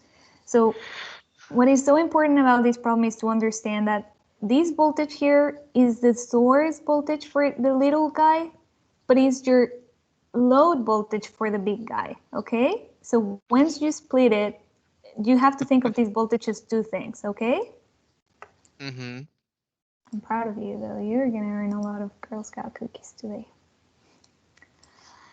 Okay, so if we analyze only the little transmission line, we have to analyze it and find BG, because BG is then the load voltage of the big transmission line, which we need to find BG for reals, right? So before we can even get to the big transmission line and answer part A, we already have to analyze a transmission line. Before we even get to the real transmission line, we have to analyze. Does that make sense? Which is intimidating in this test, honestly, because it's easy to lose track of what you're actually doing and who belongs to who. But let's recap what we've done so far, because I know we've been on this problem a while, and we probably forgot everything we've done. So the first thing we did was the 3-step approach to understand just the impedances, right? And that helped us break the transmission line into 2, the little one and the big one. And all we did for the big one was find the input impedance and the Z prime L, okay? So once we found that voltage, we already have our Z in, our Z prime L, we can find our gamma, and we should be okay. But we need to find the voltage here first, okay? Which is B load of these, but slash BG of little. Okay, so we need to find that. And to find that, we need to analyze the little transmission line first, okay? So let's go to our little transmission line. We're going to put a fake prop there. We know ZL. We know BL, sorry. We know this length.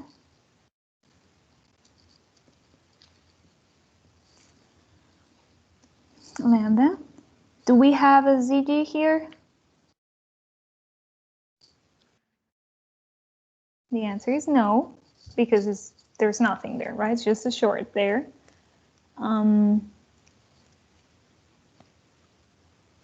So let's start. We have VL, but we want to find the voltage here. So anybody remembers what BG is?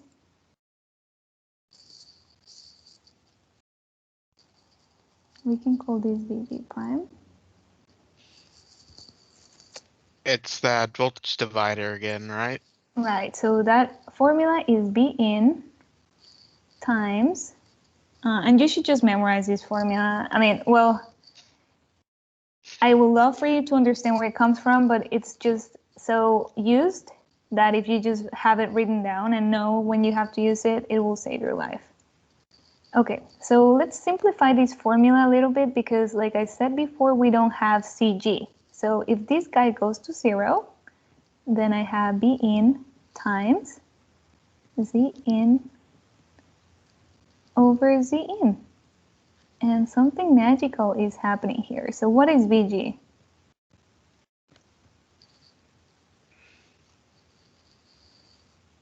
You guys don't see the magic, sadly.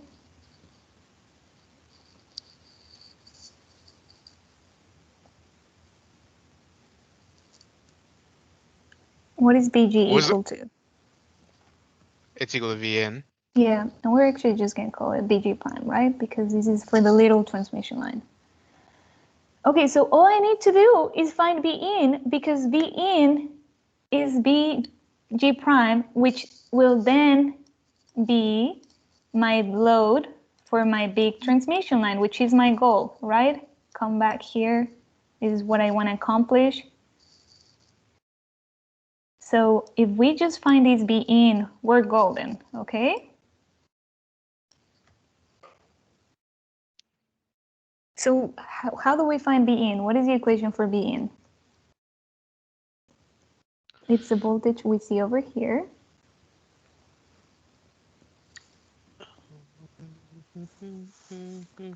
Or B in is also the voltage at which location?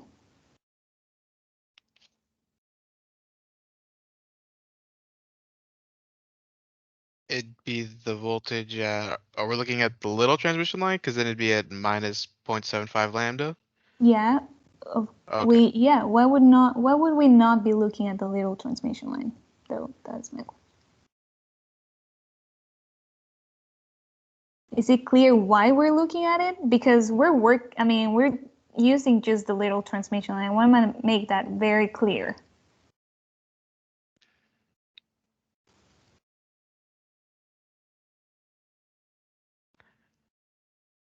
Yes. Okay, I hope there's not. And we know the load, the voltage at the load. So remember, Easton gave you a very important formula. If we're given the voltage at the load, how do we solve for V naught plus?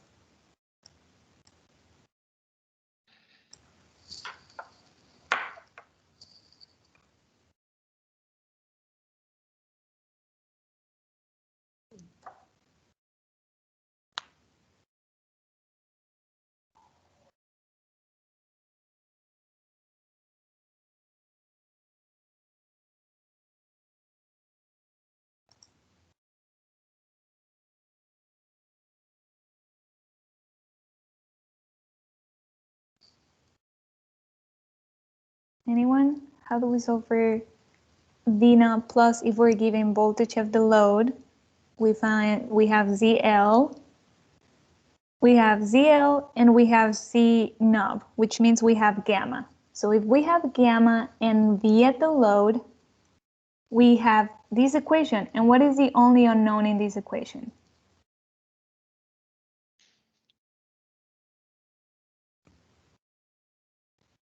V naught plus is the only unknown. Right. So can anyone do some algebra for me and tell me what V naught plus is equal to for the love of the world?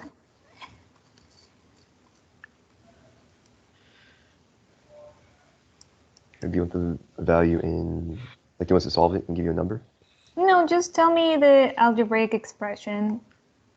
It's just the voltage at the load divided by 1 plus gamma. Thank you. That was not that hard, right? So remember, your goal is to always find V naught plus. Now, everything we're doing is just for the little transmission line. So when you're solving, because there's like 90% chance you're going to have a problem like this with the impedance matching where you solve two transmission lines. So keep in mind which one you're working on. So all this stuff we're finding is just for the little one. So we're giving voltage at the load, which is equal V of at the 0 location. And we know this is V naught plus 1 plus gamma. And now we know if we want to solve for V naught plus, all we need to do is divide, right? We learned this many years ago, I hope so.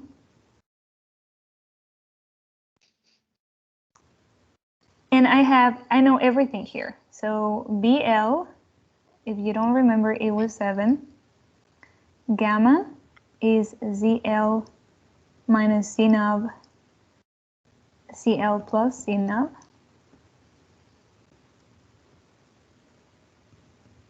And I'm going to go ahead and put primes on everything here because this is for the little transmission line and I'm putting prime on everything on my transmission line, okay?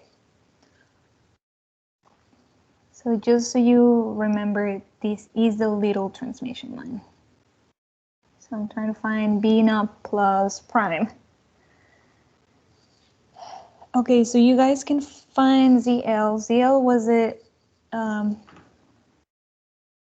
load that we start with. They actually gave us that value.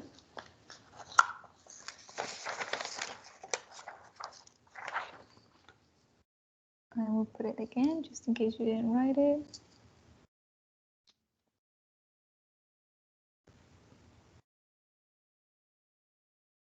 So go ahead and find your gamma, find your ZL, and find your B naught plus prime for me, please.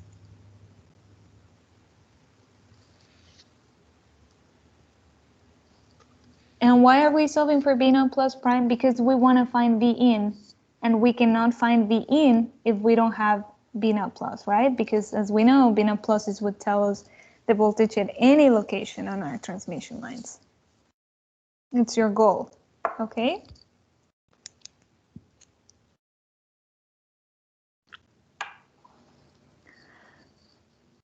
Okay, let me know when you find it, please, and give me the value.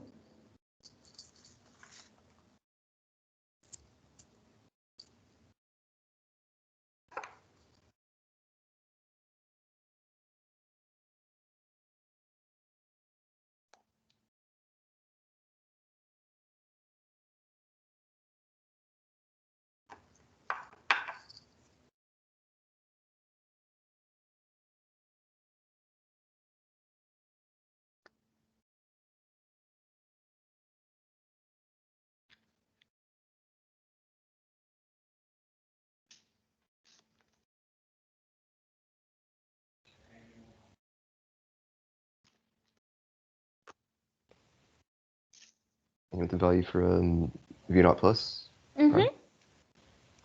So I ended up with 28 over 5 minus 14 over 5i.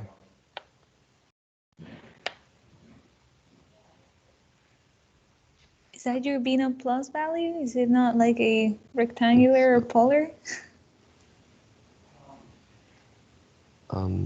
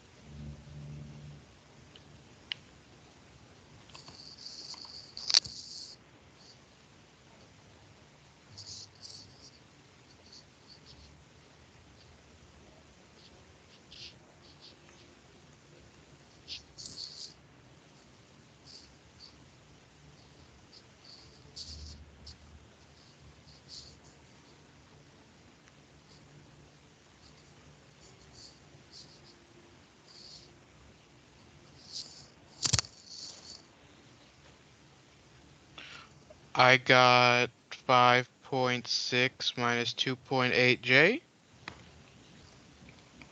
Same here. Yeah, good job, guys. Congrats. Are you proud of yourselves? Now, do you realize you have to do it like 10 times faster for the test? Just FYI. Oh no. Okay, so, and let's, you know what? I would like to go ahead and label the steps that we're doing here for the little transmission line. So I think the first thing you did was find gamma, right? Because if you don't find gamma, you cannot find B naught plus. So you did find gamma. Then you found B naught plus. You know which formula to use to do that. And okay, so let's go to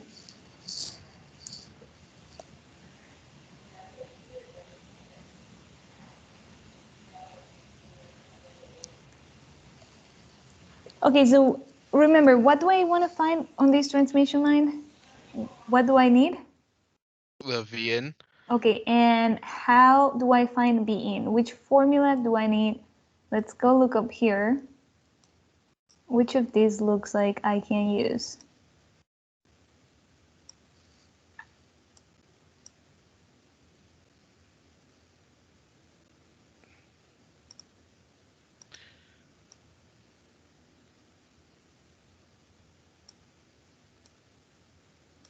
We can do process of elimination. Oops, sorry. Am I looking for ZL? Oh. Am I looking for ZL? No. Am I looking for current? No. Do I need a voltage at the load? Ye- I would like you to say no because we already have that, right? No. Okay. So I need the voltage at a specific location. And what is that location? B in is always going to be at the most left side of the transmission line, right? So it's just this. Do I know B naught plus? Yes, we just got that.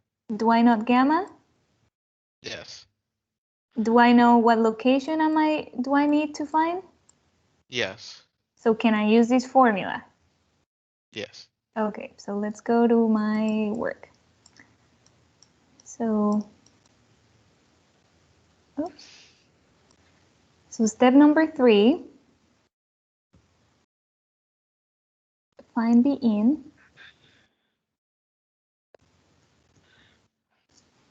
And B in is nothing but the voltage at that location, which is negative 0.75, because we're still on the little transmission line. You guys remember that, right? I haven't told you we're on the big leagues yet, right?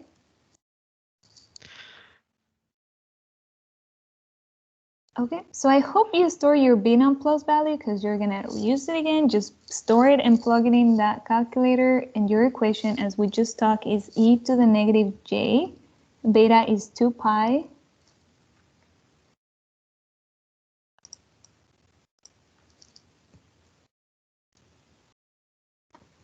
What am I gonna put here after 2 pi?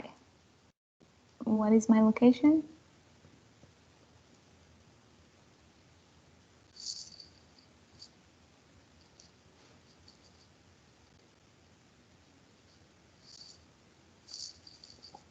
Anyone? Sorry, what's the question? 0.75. Yeah, negative 0.75. Negative, very important. If you don't put the negative, you're screwed. And then plus.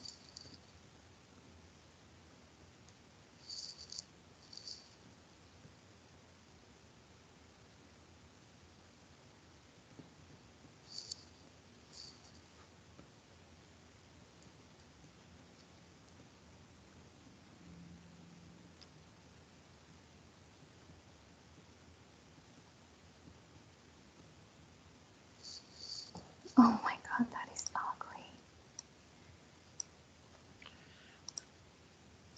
Anybody understands what we're doing? Is it okay? Are we like, okay, that kind of makes sense. I'm not so lost. It's a lot of steps, but if I keep my calm and my cool, I can do it on the test and survive.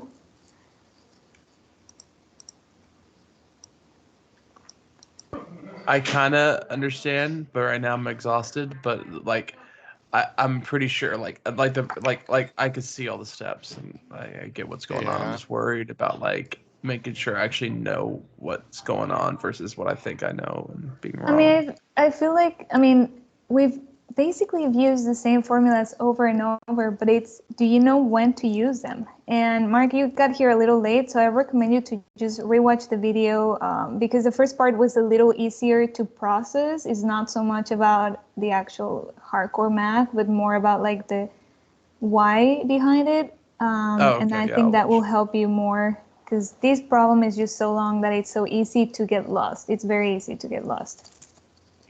No, I'll watch that for sure. Thank you. Yeah, this one we basically have to work with 2 transmission lines and relate to positions in both of those. Yeah, I see it. I just could see where I can mess up referring to the wrong transmission line. Okay, let me guys know when you find your VE, and which is our goal for the little transmission line. All we need to do is get that and we're good.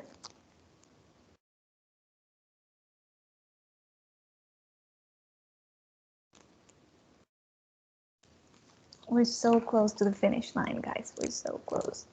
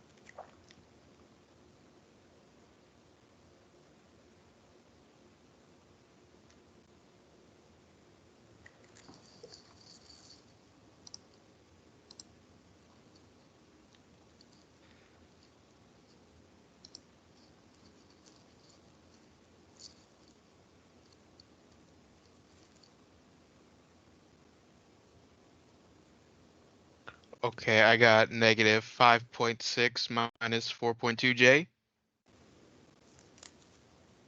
I got 2.8 plus 1.4J. I got negative 5.6 minus 4.2J. So Jonas was right. Sorry.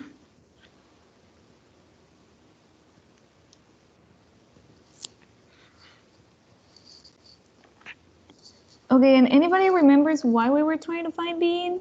What is Bean?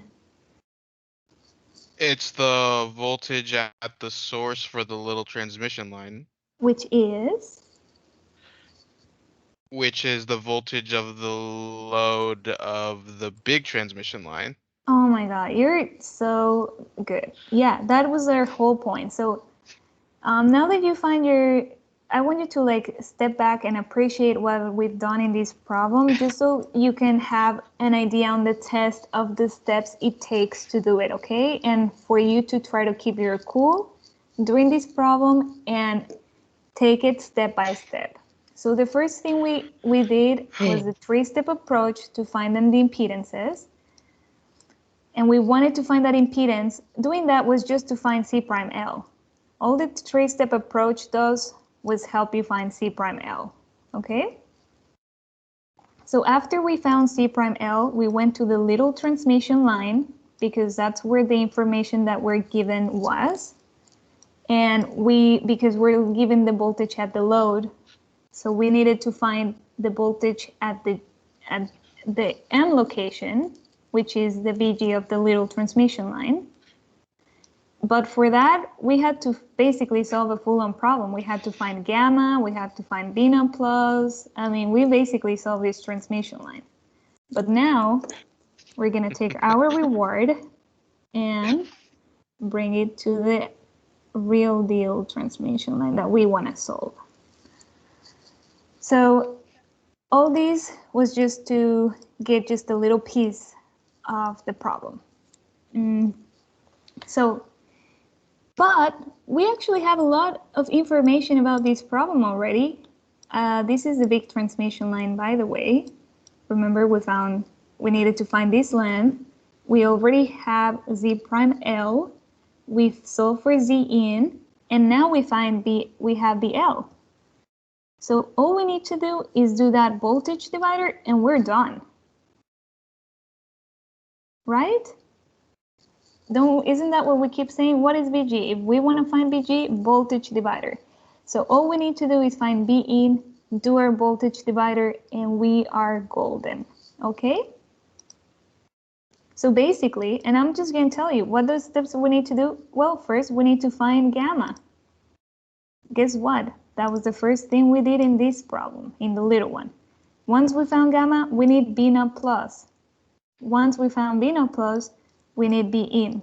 And one step further for the big transmission line will be BG, because BG is actually a real voltage divider, because in the big one I actually have ZG. Does that make sense? Yes. So we're basically, literally gonna repeat the same 3 steps we did for the little one, but on the big one and going one more step, okay? Okay. All right, let's sharpen our pencils. I'm using a pen. Are you crazy? That is so It's- disgusting. I don't even want to It's see an your erasable nose. pen. Oh, okay. I freaking I'm not an animal. Okay, so what is the first thing we want to do in the big transmission line? What was the first step? Finding a reflection coefficient. All right, so let's go ahead and find gamma, which now everything for the little transmission line was prime, but now for this one, I'm just gonna go with regular gamma.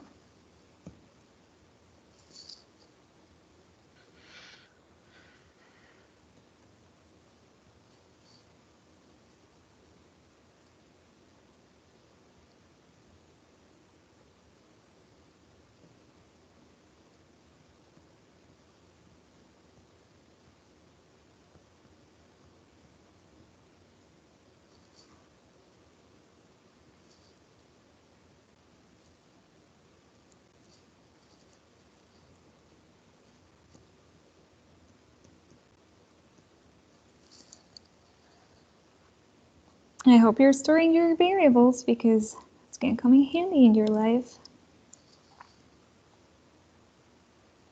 And let me know what your gamma is when you guys find it. Your Z naught is still the same.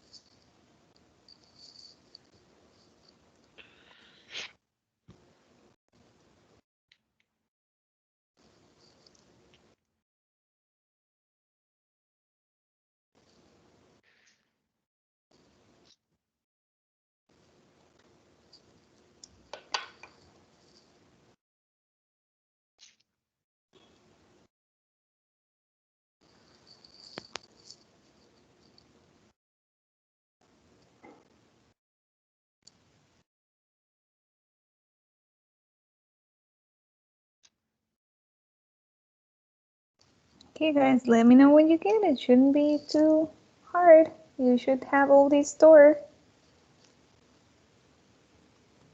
I didn't have the correct variable for the last thing because I got like 2.8 plus 1.4. I didn't have it right.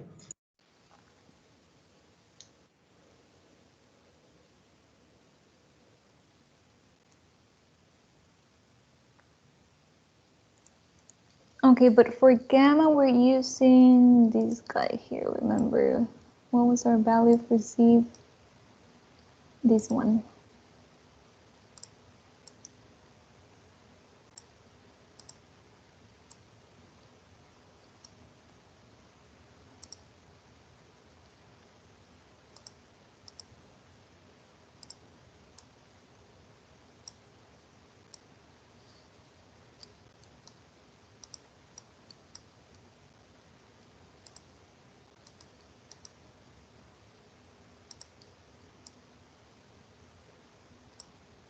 Okay, using that one, I got 0.15 plus 0.325 J.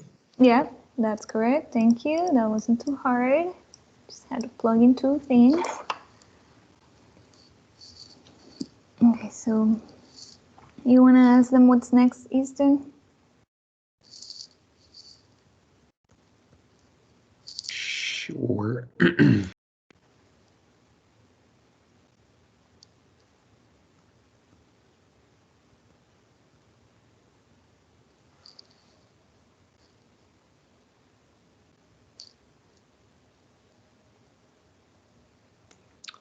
Oh, I don't know where I am on the blackboard. Okay.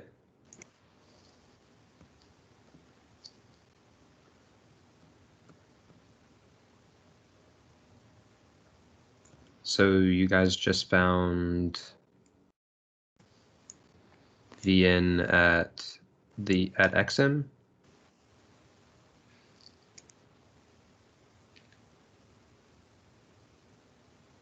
Right? Oh yeah, because okay, I see now.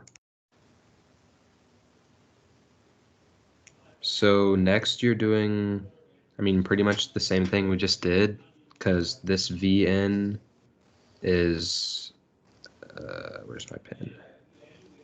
Yeah, This, where are you? Oh, I see it.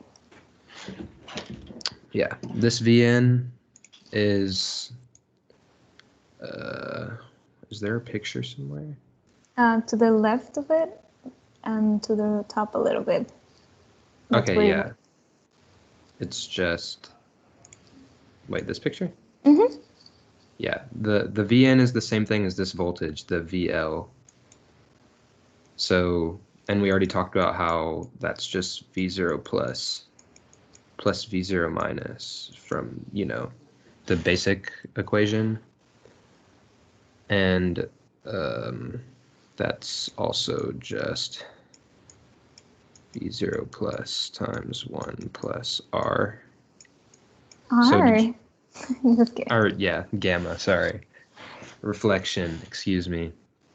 But and it doesn't, did you guys already find, okay, right? R prime, is that? So no, you're telling them, yeah, that the next thing they need to find is B naught plus, right?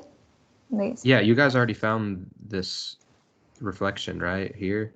Mm-hmm. Yes. Okay, yeah. So all you need to do is find V naught plus, because yeah, you just solve for this voltage, which is basically just a number.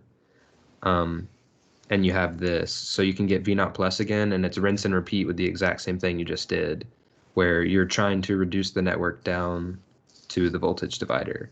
So once you have V naught plus, you're going to use it in the, is that a, where's, can you go to the important equations? Mm-hmm. You're using the smiley face equation again. That is your best friend. Yes, it's a good equation.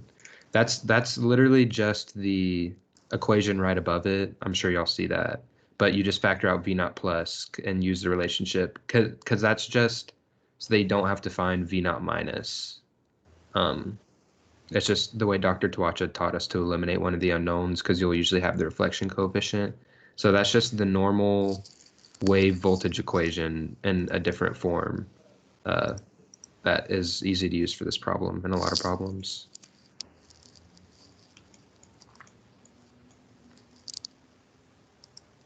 So yeah, just use the voltage that you guys just found, the here for VL, or I guess VL prime, and over 1 plus gamma prime, and that's going to be your new Vn. What were y'all calling the other? Okay, yeah, Vn prime.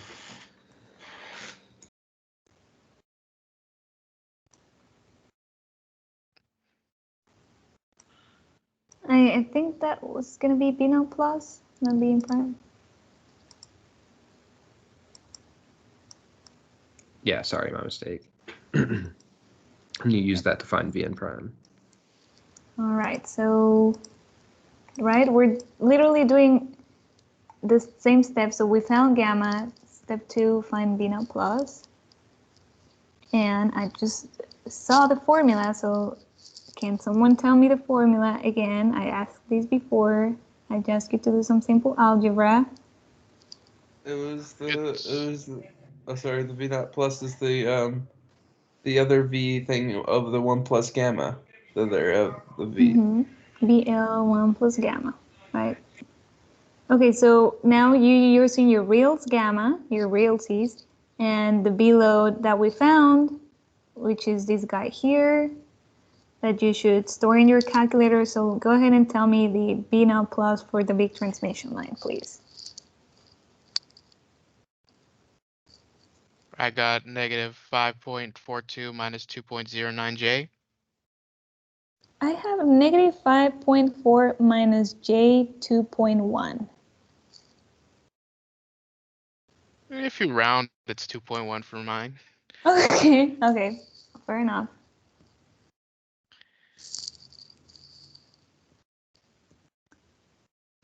I'm not gonna put as many decimals, but make sure you put at least 3 or 4 decimals on the test, because Dr. Tuache likes that. Okay, so this is your B naught plus. So once we found B naught plus, what was our third step? Finding the Vn. All right, and what was the formula for B in? Easton told you which one to use. It's the smiley face one. Okay, so B in. And the way I like to think of these voltages is their voltage at their location. So I know B in is equal to the voltage. Okay, which location am I gonna use? Does anybody know the length that I'm gonna use for the?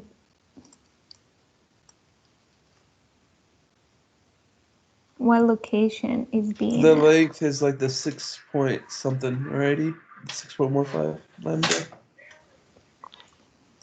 It would be using negative 5.4 lambda, right? Oh yeah, Right. sorry. I don't remember. Like I Yeah, was just remember that we shrink these, so this doesn't exist, and we combine those impedance in parallel, so we can reduce it to just this part, right? Uh-huh. yeah. Okay, so negative 5.4. So let's go to our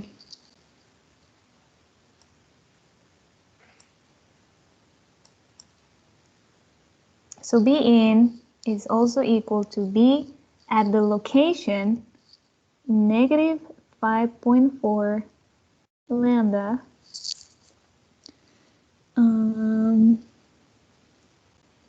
And this is equal to your equation that you should now be bested with your smiley face equation, which is B naught plus, which you know, e to the negative j theta L. And if you do not put a negative in this L, I'm just going to be so mad at you, okay? Do not forget. And then ej to the theta. So actually, you know what? I'm just going to go ahead and put it for you. I trust you, but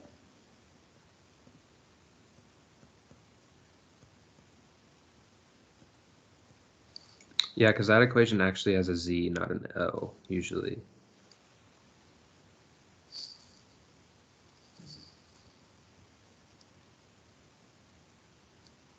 I think one of the most confusing things for me on this first test was it felt like I was memorizing the equation for like impedance and voltage at the input, and then memorizing the equation for the voltage and impedance at the load, and then trying to like remember like when in reality it's just one equation in different forms. Like you're just using the same wave voltage and impedance and current equations, and you're just using them at different locations. Like it feels like a bunch of different equations, but it's really just the same thing.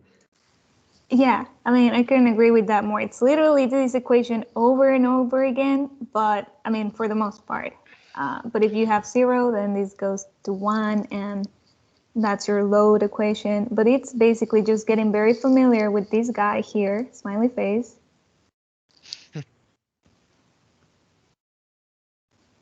So let me know what you guys get for your V in.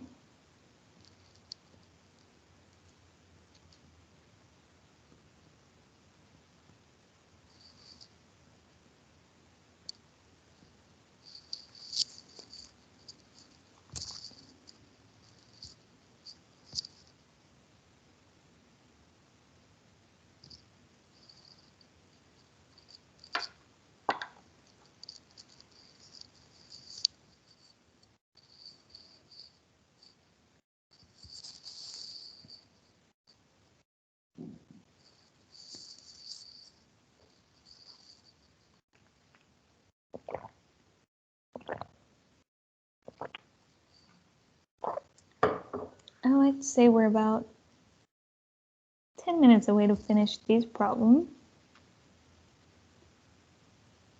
or less.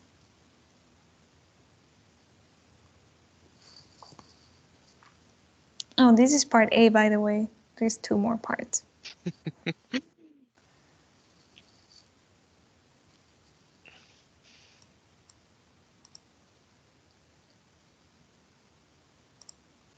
I haven't been able to get an answer because I got name is not a function error from mine with my stored variables. Oh, you're probably missing a multiplication sign. That happened to me. I just put a multiplication sign because it might be, if you're putting parentheses, it might try to read it as like f of x instead of like a multiplication. So that might be what it is. Oh, okay, that's all right. Yeah. Always, especially with your e to the something, make sure you put the dot once you're going to multiply by gamma, whatever your gamma variable is. And another reason why I wanted to do this problem now with you guys using your calculator is so you can get comfortable with them, because it could save your life.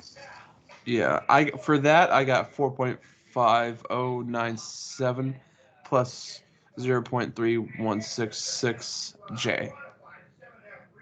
If that's correct for VN phasor thingy. What was it? The second part? 0.3166 J. Okay, I stored these a while ago, but I think it's pretty much the same answer.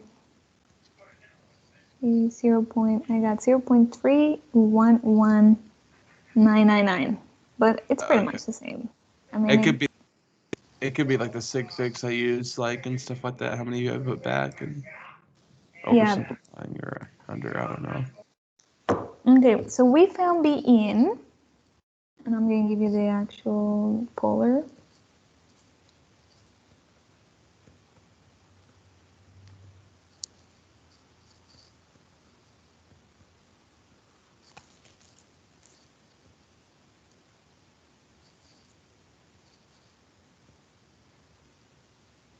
Okay, and now what? Am I done? What do I want to find for part A? We want to find the voltage at the generator, right? And what is that?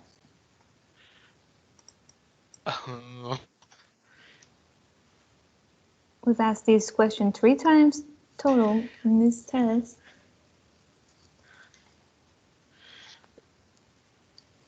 It's the voltage divider.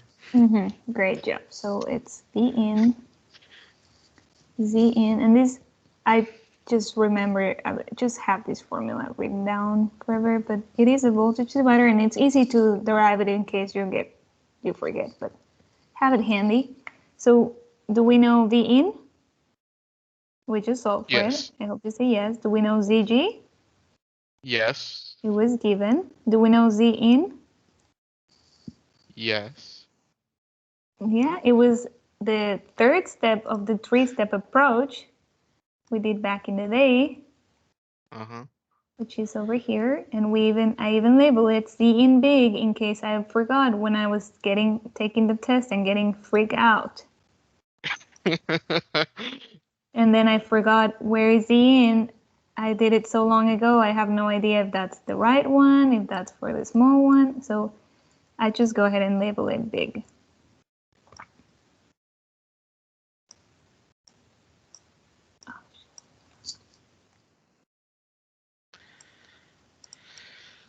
Okay, I bet you forgot you solved for that a while ago. Perhaps. I bet you were like, oh, I have to find Z in, I don't know. But no, luckily to you, your past self did. So you know everything.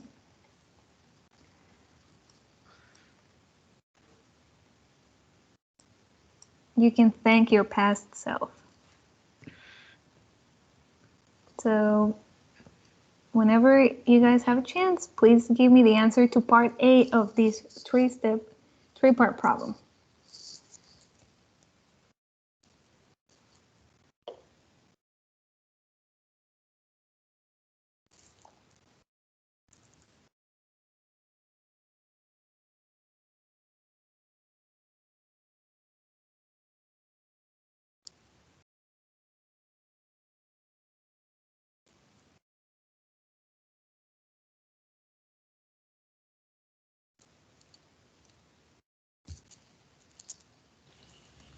So I got 11.25 minus 2.98J. Yeah, good job. That is the answer to part A. Congrats.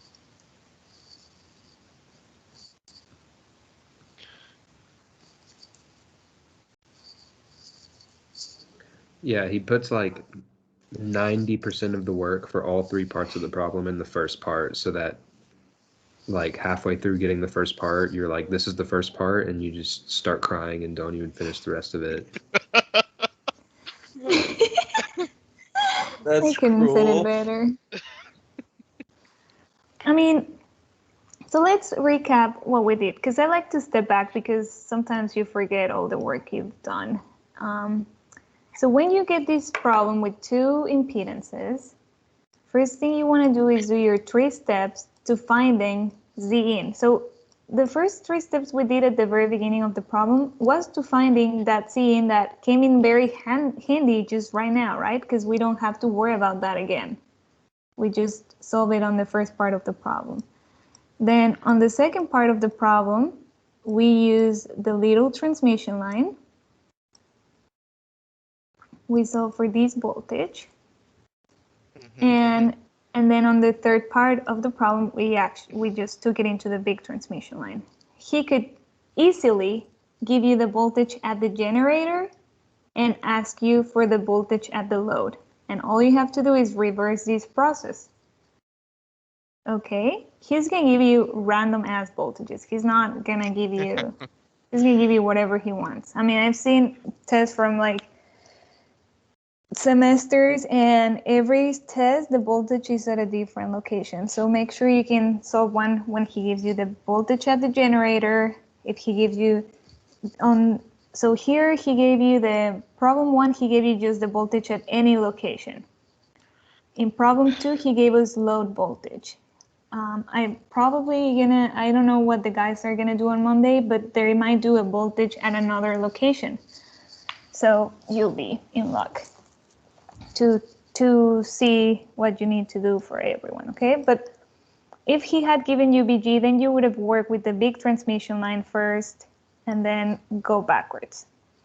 Makes sense? Because you would have had to solve for this BL And then you make the connection to the little transmission line, right? The BL of the big transmission line is the BG of the small transmission line. Uh-huh. And you would have just solved for B in and etc. So, good job. So we did part A. We can now move to part B. The part B, we're not even going to do it because I know you can. Actually, I'm just going to let you do. I will let you do it with me because I want you to be comfortable plugging in your calculator. So we want to find PG. And we know the formula for PG. Power at the generator.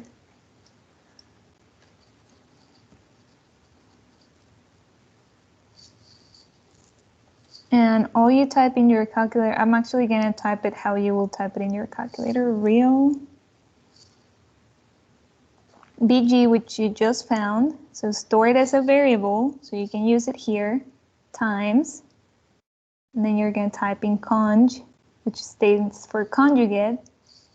And because the formula uses I in, because we don't have to solve for I in, using voltage current relationship, we're going to have V in over Z in, which I hope those are all variables in your calculator.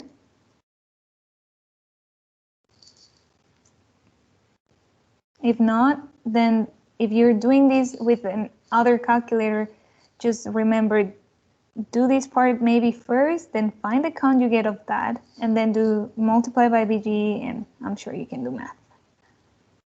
Okay, so let me know what you get for PG. 0.853. That is correct. 0.85 watts.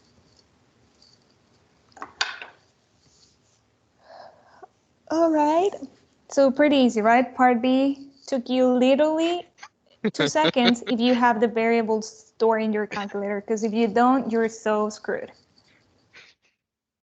That's why I really, and also make sure, so calculators in radians, make sure you clear the variables before starting. To clear your variables, I think you just do control clear, or you can also just do menu actions, clear A to Z.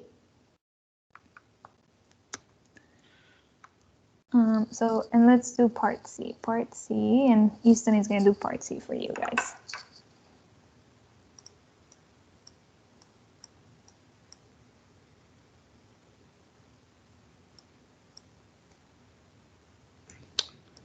So part C is just asking for the reflection coefficient, but it's asking for it at, oops, move the picture, at a certain location. And so it says, determine the voltage reflection coefficient at X equals XM. And so this kind of plays into what I've been talking about with the load not being matched, what actually causes the reflections. So you can kind of think of the voltage traveling down the transmission line normally uninterrupted, and then once it hits the unmatched load, then there's some reflections that occur at that location wherever the load is. So then some of it will be reflected back towards the generator. So it's asking, determine the reflection coefficient at X equals XM. So it's asking for the reflection coefficient considering the waves reflected at that location. So you want to, we found two different reflection coefficients, one for the little transmission line and one for the big transmission line. And the one that we did for the big transmission line is the one that has the load at the location XM. So that's the reflection coefficient you're going to use, because you want to have the reflection coefficient when, like, that's where it's being reflected from. So let me go back down here. Where are you looking, Monty? I'm looking at the... Good. So I guess I'll go back down here where y'all were working. Where do you want to go? I'm on the question. Where do you want me to go? I was just gonna go down there where y'all were Or wait, Oh, where did okay. y'all solve for the reflection coefficient? We here in the big transmission line. Mm-hmm. Here where it says big TL. Okay. Where there's a smiley face that is not yours. Yeah.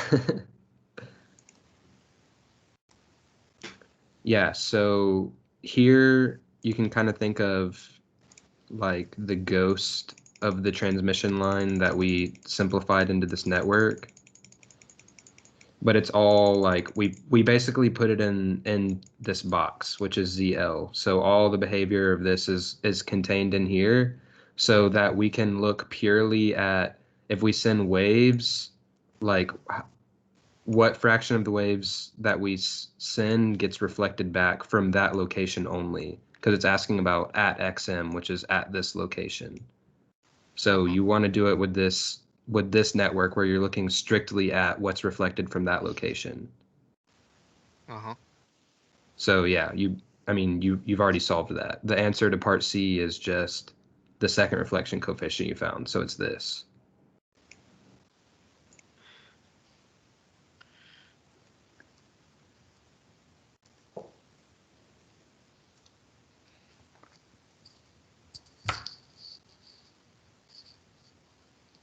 Because later on your next test, and because he in the last lecture talked to y'all about impedance matching, which I won't get into too much right now, but an impedance matched network looks kind of like the network you're working on right now. There's an impedance somewhere in the middle between the load and the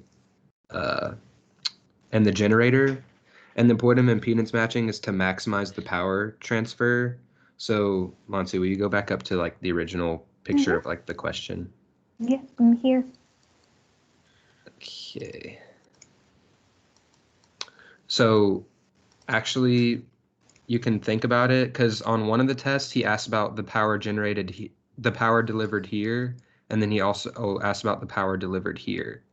And so if you kind of think about how we were considering this point as the generator voltage when we were looking at this transmission line, that's actually because the way that the transmission works when there's two load impedances right now is you have some power or like some voltage that kind of goes here, and then it might come back and kind of circulate here. And so that creates a voltage here.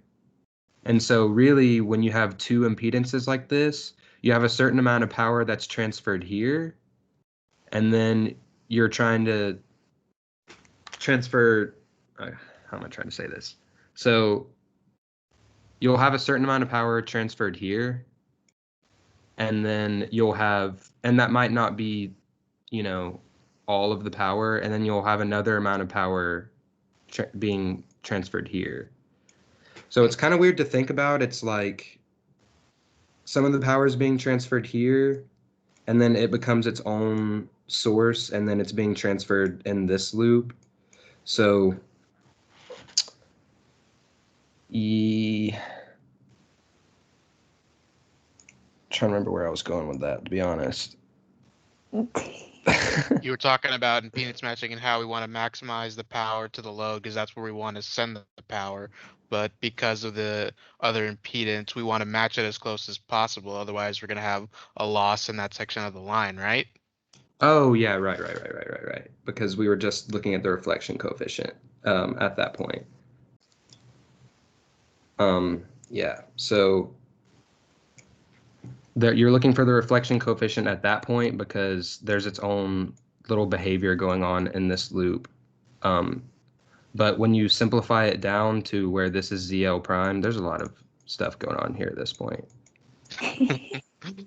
But when you get down to where this point is ZL prime, it's already considering what's going on in this loop, in this transmission line. So you're just looking for the reflection here. But yeah, that was a very long-winded way to explain how Monsi was saying, she was considering this the little transmission line and this the big transmission line. It's because there actually is its own like little loop of behavior going on here and transfer. And so with impedance matching, like when you don't have enough power being transferred here, you put a matching network as close to here as possible so that you have a lot of power transferred here. And then since it's really close, most of that power will also get transferred to your load. Cool.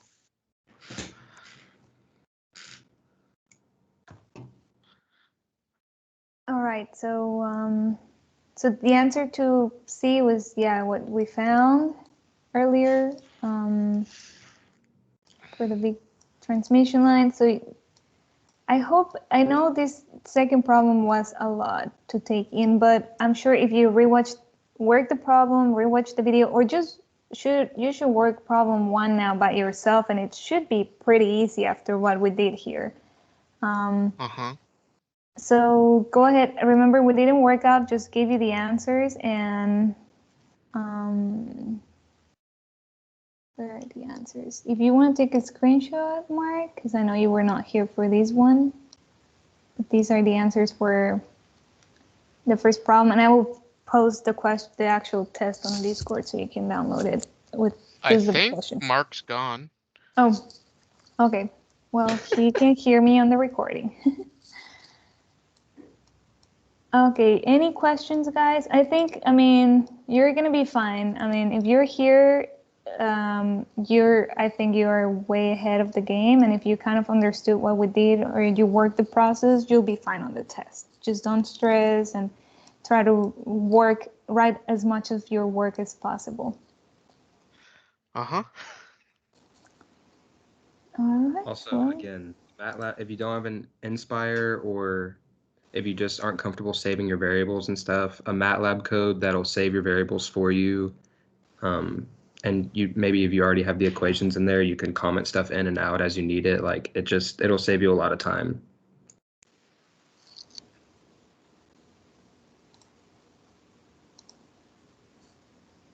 Hey, thanks Monte and Easton for doing this. Not a problem. Yeah, thank you. And you will have another review